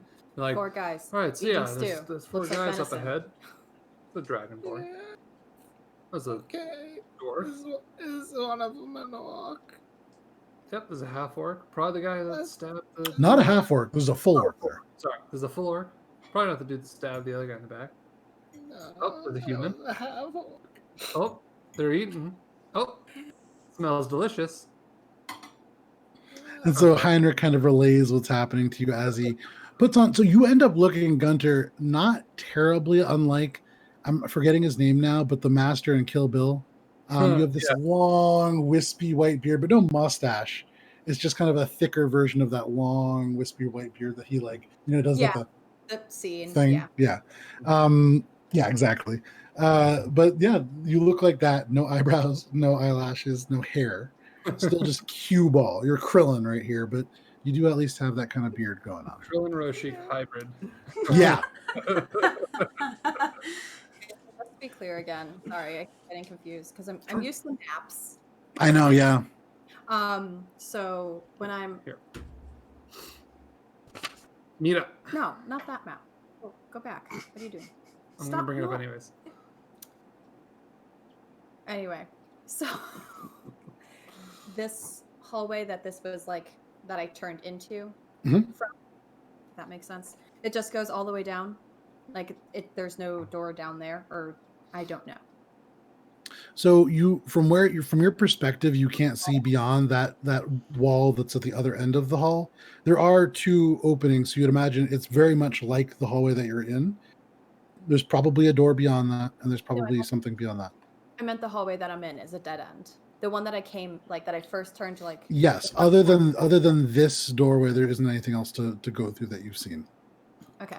I'm going to go back to Shay and Krodok because I don't know what the fuck these 2 are doing anymore.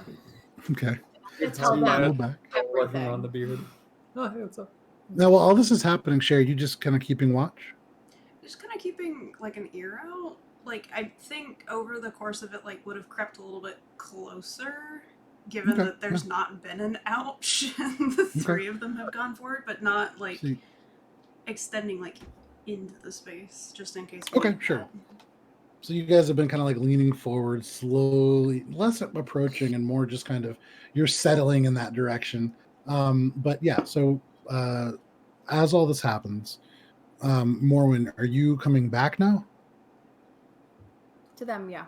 Okay, so you return to Heinrich and Gunter, and I would say Shay, you and Krodok can kind of hear what they're saying. Still about 15 feet away. And I tell Shay and Krodok everything.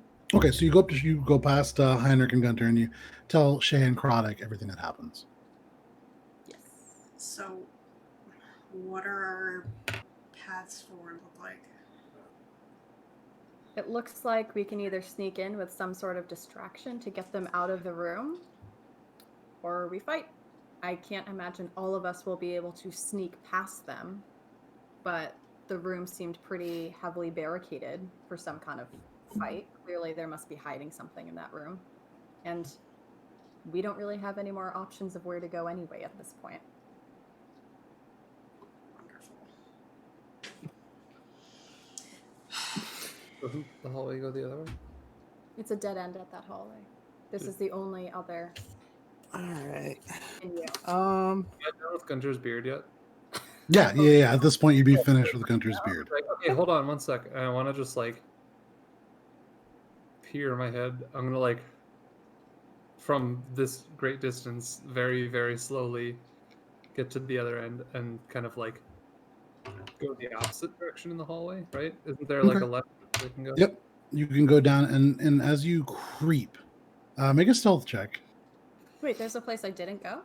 It's not a place you didn't go. You saw that there was another side to that hallway that seemed to be barricaded off, and there was like a keg in there and like a bench and a bunch of other stuff. How many people are there? 4.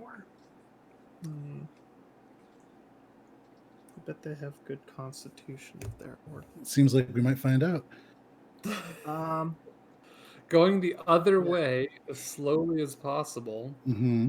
stealthing with a 5. Okay. Advantage because of my scale mail.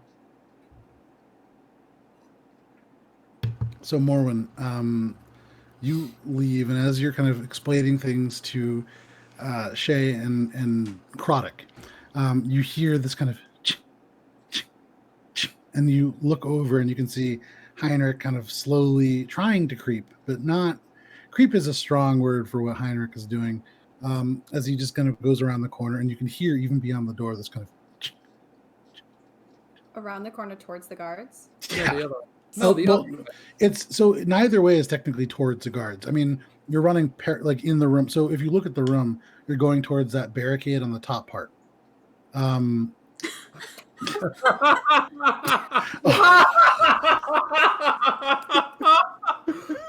That's the best thing that I've seen in a very long time. Wow, Matt. Oh, shit, Matt. Give him inspiration, damn it. We have inspirations for bards on our rules and everything. Oh, that's so good. Oh, that's Damn, so dude, good. that's- Off one of his like check marks or something.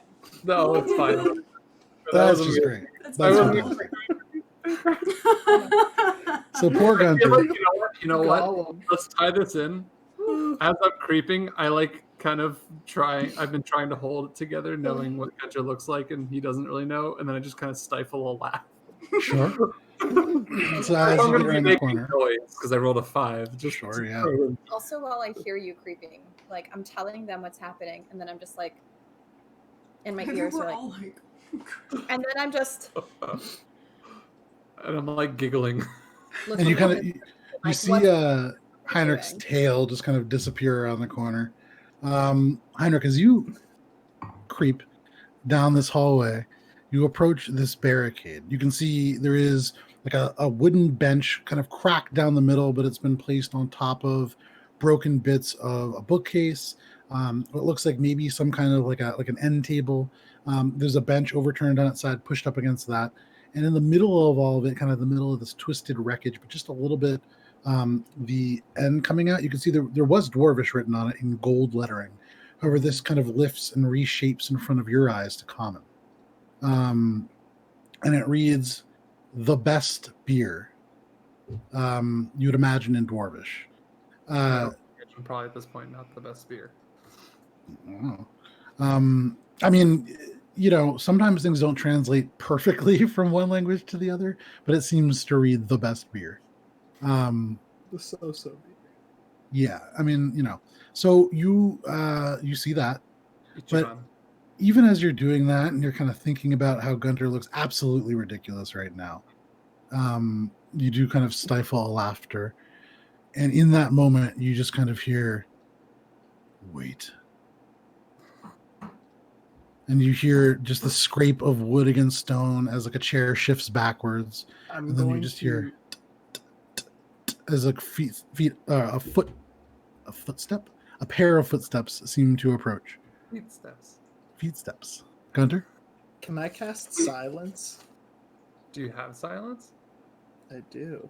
In what way would you like to apply silence? Seems a little late. Quick now. run up Yeah. and run up noisily and cast silence on me. I don't know if I'd bother at this Yeah, point. no, at this point, no. I'm gonna save it.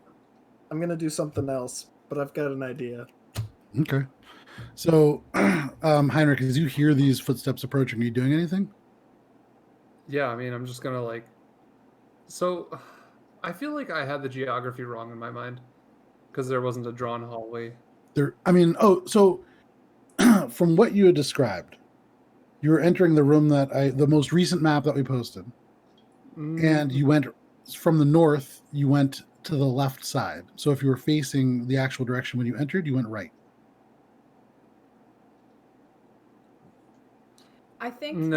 the confusion is that when we first entered this section The- at all, the like, there was, teleportation like, circle this, room. the circle, Mhm. and then a hallway. And I think you thought there was another hallway, I thought but the it's hallway just basically split. an L. So And it then does This, within that, there's the. Am I correct? yeah, within the room, it seems to split, but it's not actually a hallway necessarily. There are these structural walls that rise up and make the front seem almost like a hallway and the back seem almost like a hallway. You can't see into the back technically, but it is a parallel room. And so it does seem to stretch left and right, almost as if it's two separate hallways, but they reconnect into a larger room in the middle. What I would say is, if you want, knowing that now, Yeah. you I was could trying to go look at the same people that Warren described to me. That's not what I was Sure. trying to do. sure. you're So yeah, there isn't. If We'll they're say- one direction, then okay. We'll say that you kind of snuck up to the door and you can still kind of see what's going on in this barricade. You don't actually go in, and so I'll say, for the sake of you not having known that, you hear those footsteps, you hear that kind of and then just after maybe about 3-4 seconds pass, the footsteps kind of go Okay. back, and you hear settle down into the chair again. I'm gonna freeze where I am and just be like, "Ugh. They're definitely paying attention for other people here." Messaging to Morrowind. I'm gonna think back. Can you still I think throw voice? Well, sure. Why don't you throw it like down a hall or something and get them the fuck out of there? How many halls is this place? Or out of while this. this is happening, I think I'm gonna go just walk up like I'm just not really into it. I'm not paying attention. I'm just walking forward. Okay. I'm following him, but like I'm just like, oh man. So I'm you're kind of going right behind Heinrich now, who's paused at the door, going into the room that you can see in the map that we most recently posted. Yes. Okay, understood now. Yes. and I think I'm gonna open the door. Okay, Is door's that already where- open. Is that where everyone is? Where are the four people? So Where- Heinrich is in the doorway. The four people are in the middle of this room. So Can I from the see them? doorway, you cannot see the people. Okay. I'm gonna go in so that I can see them. Okay.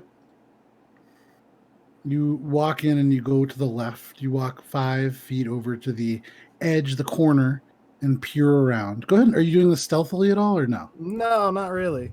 Okay. Why bother rolling? One sec here, because Why I want to see what the bother? passive perception is here. And they are a little bit more alert. You know what? Hang on. Okay. What's your all right. So you creep around to the Do I see corner. them? Do I see Yeah, them? you do see them. So from that perspective, Blindness from that, and deafness. I'm casting it on all of them. on all 4 of them? Yeah. Fantastic. Level So- 5 spell. Blindness, deafness on all of them. I'm making them all. Already. Hunter just walks up like, So Guys, real quick, guys. No one's seeing me without my beard. Get out So of here. real quick, at the moment, it is 11:45. So I'm going to give you guys the option. You guys are going into combat. Do you want to do it tonight, or do you want to start with it next week? Let's give it a vote to the I to the say we stream. start with it. Let's give it a vote to the stream. Come on. Well, the stream Yeah, isn't what- playing. You guys are playing, and it's almost midnight, so it's I'd up say- to you guys. nah, I'd say let's start with it next week just because as much as I would love to right now, it could potentially go till 1 and I don't have that in me right now. So we'll say as Gunter rounds the corner, not stealthily at all. As But you round the very corner, there are 4 sets of eyes on you: the Dragonborn, the human, the orc, and the dwarf. And as you round the All those corner, eyes are getting blinded.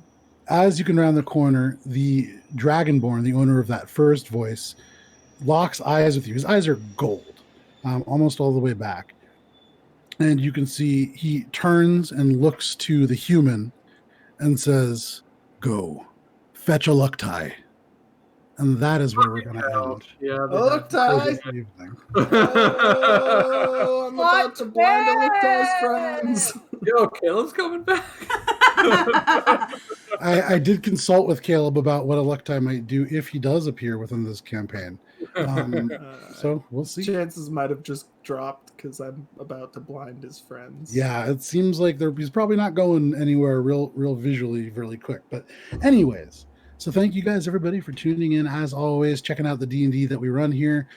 This was the 35th streamed session, so I think we're well above, I think maybe like 60 overall when you count the pre-stream stuff.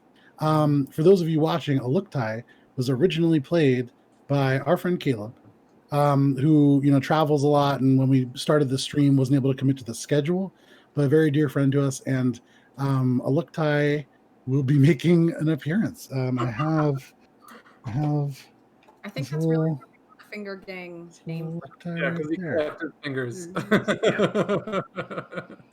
Yeah. So the only time that Aluktai has come up in recent memory was during the Kobe Quest one shot, where you guys kind of came across him in the stands where he was watching the fight. Well, he was actually drunk, passed out, but Yeah, was he at one point drunk. watching the fights. Yeah. So, thank you guys so much for tuning in. We'll be back next week, presumably. I don't know if anybody has plans or anything like that. I know it's Going out. a ridiculous thing to ask, but we'll be back next Friday at 8:30 p.m. Eastern Standard Time. Check us out then. But until then, please stay safe. It is a crazy world out there, and we'll see you next week. Bye.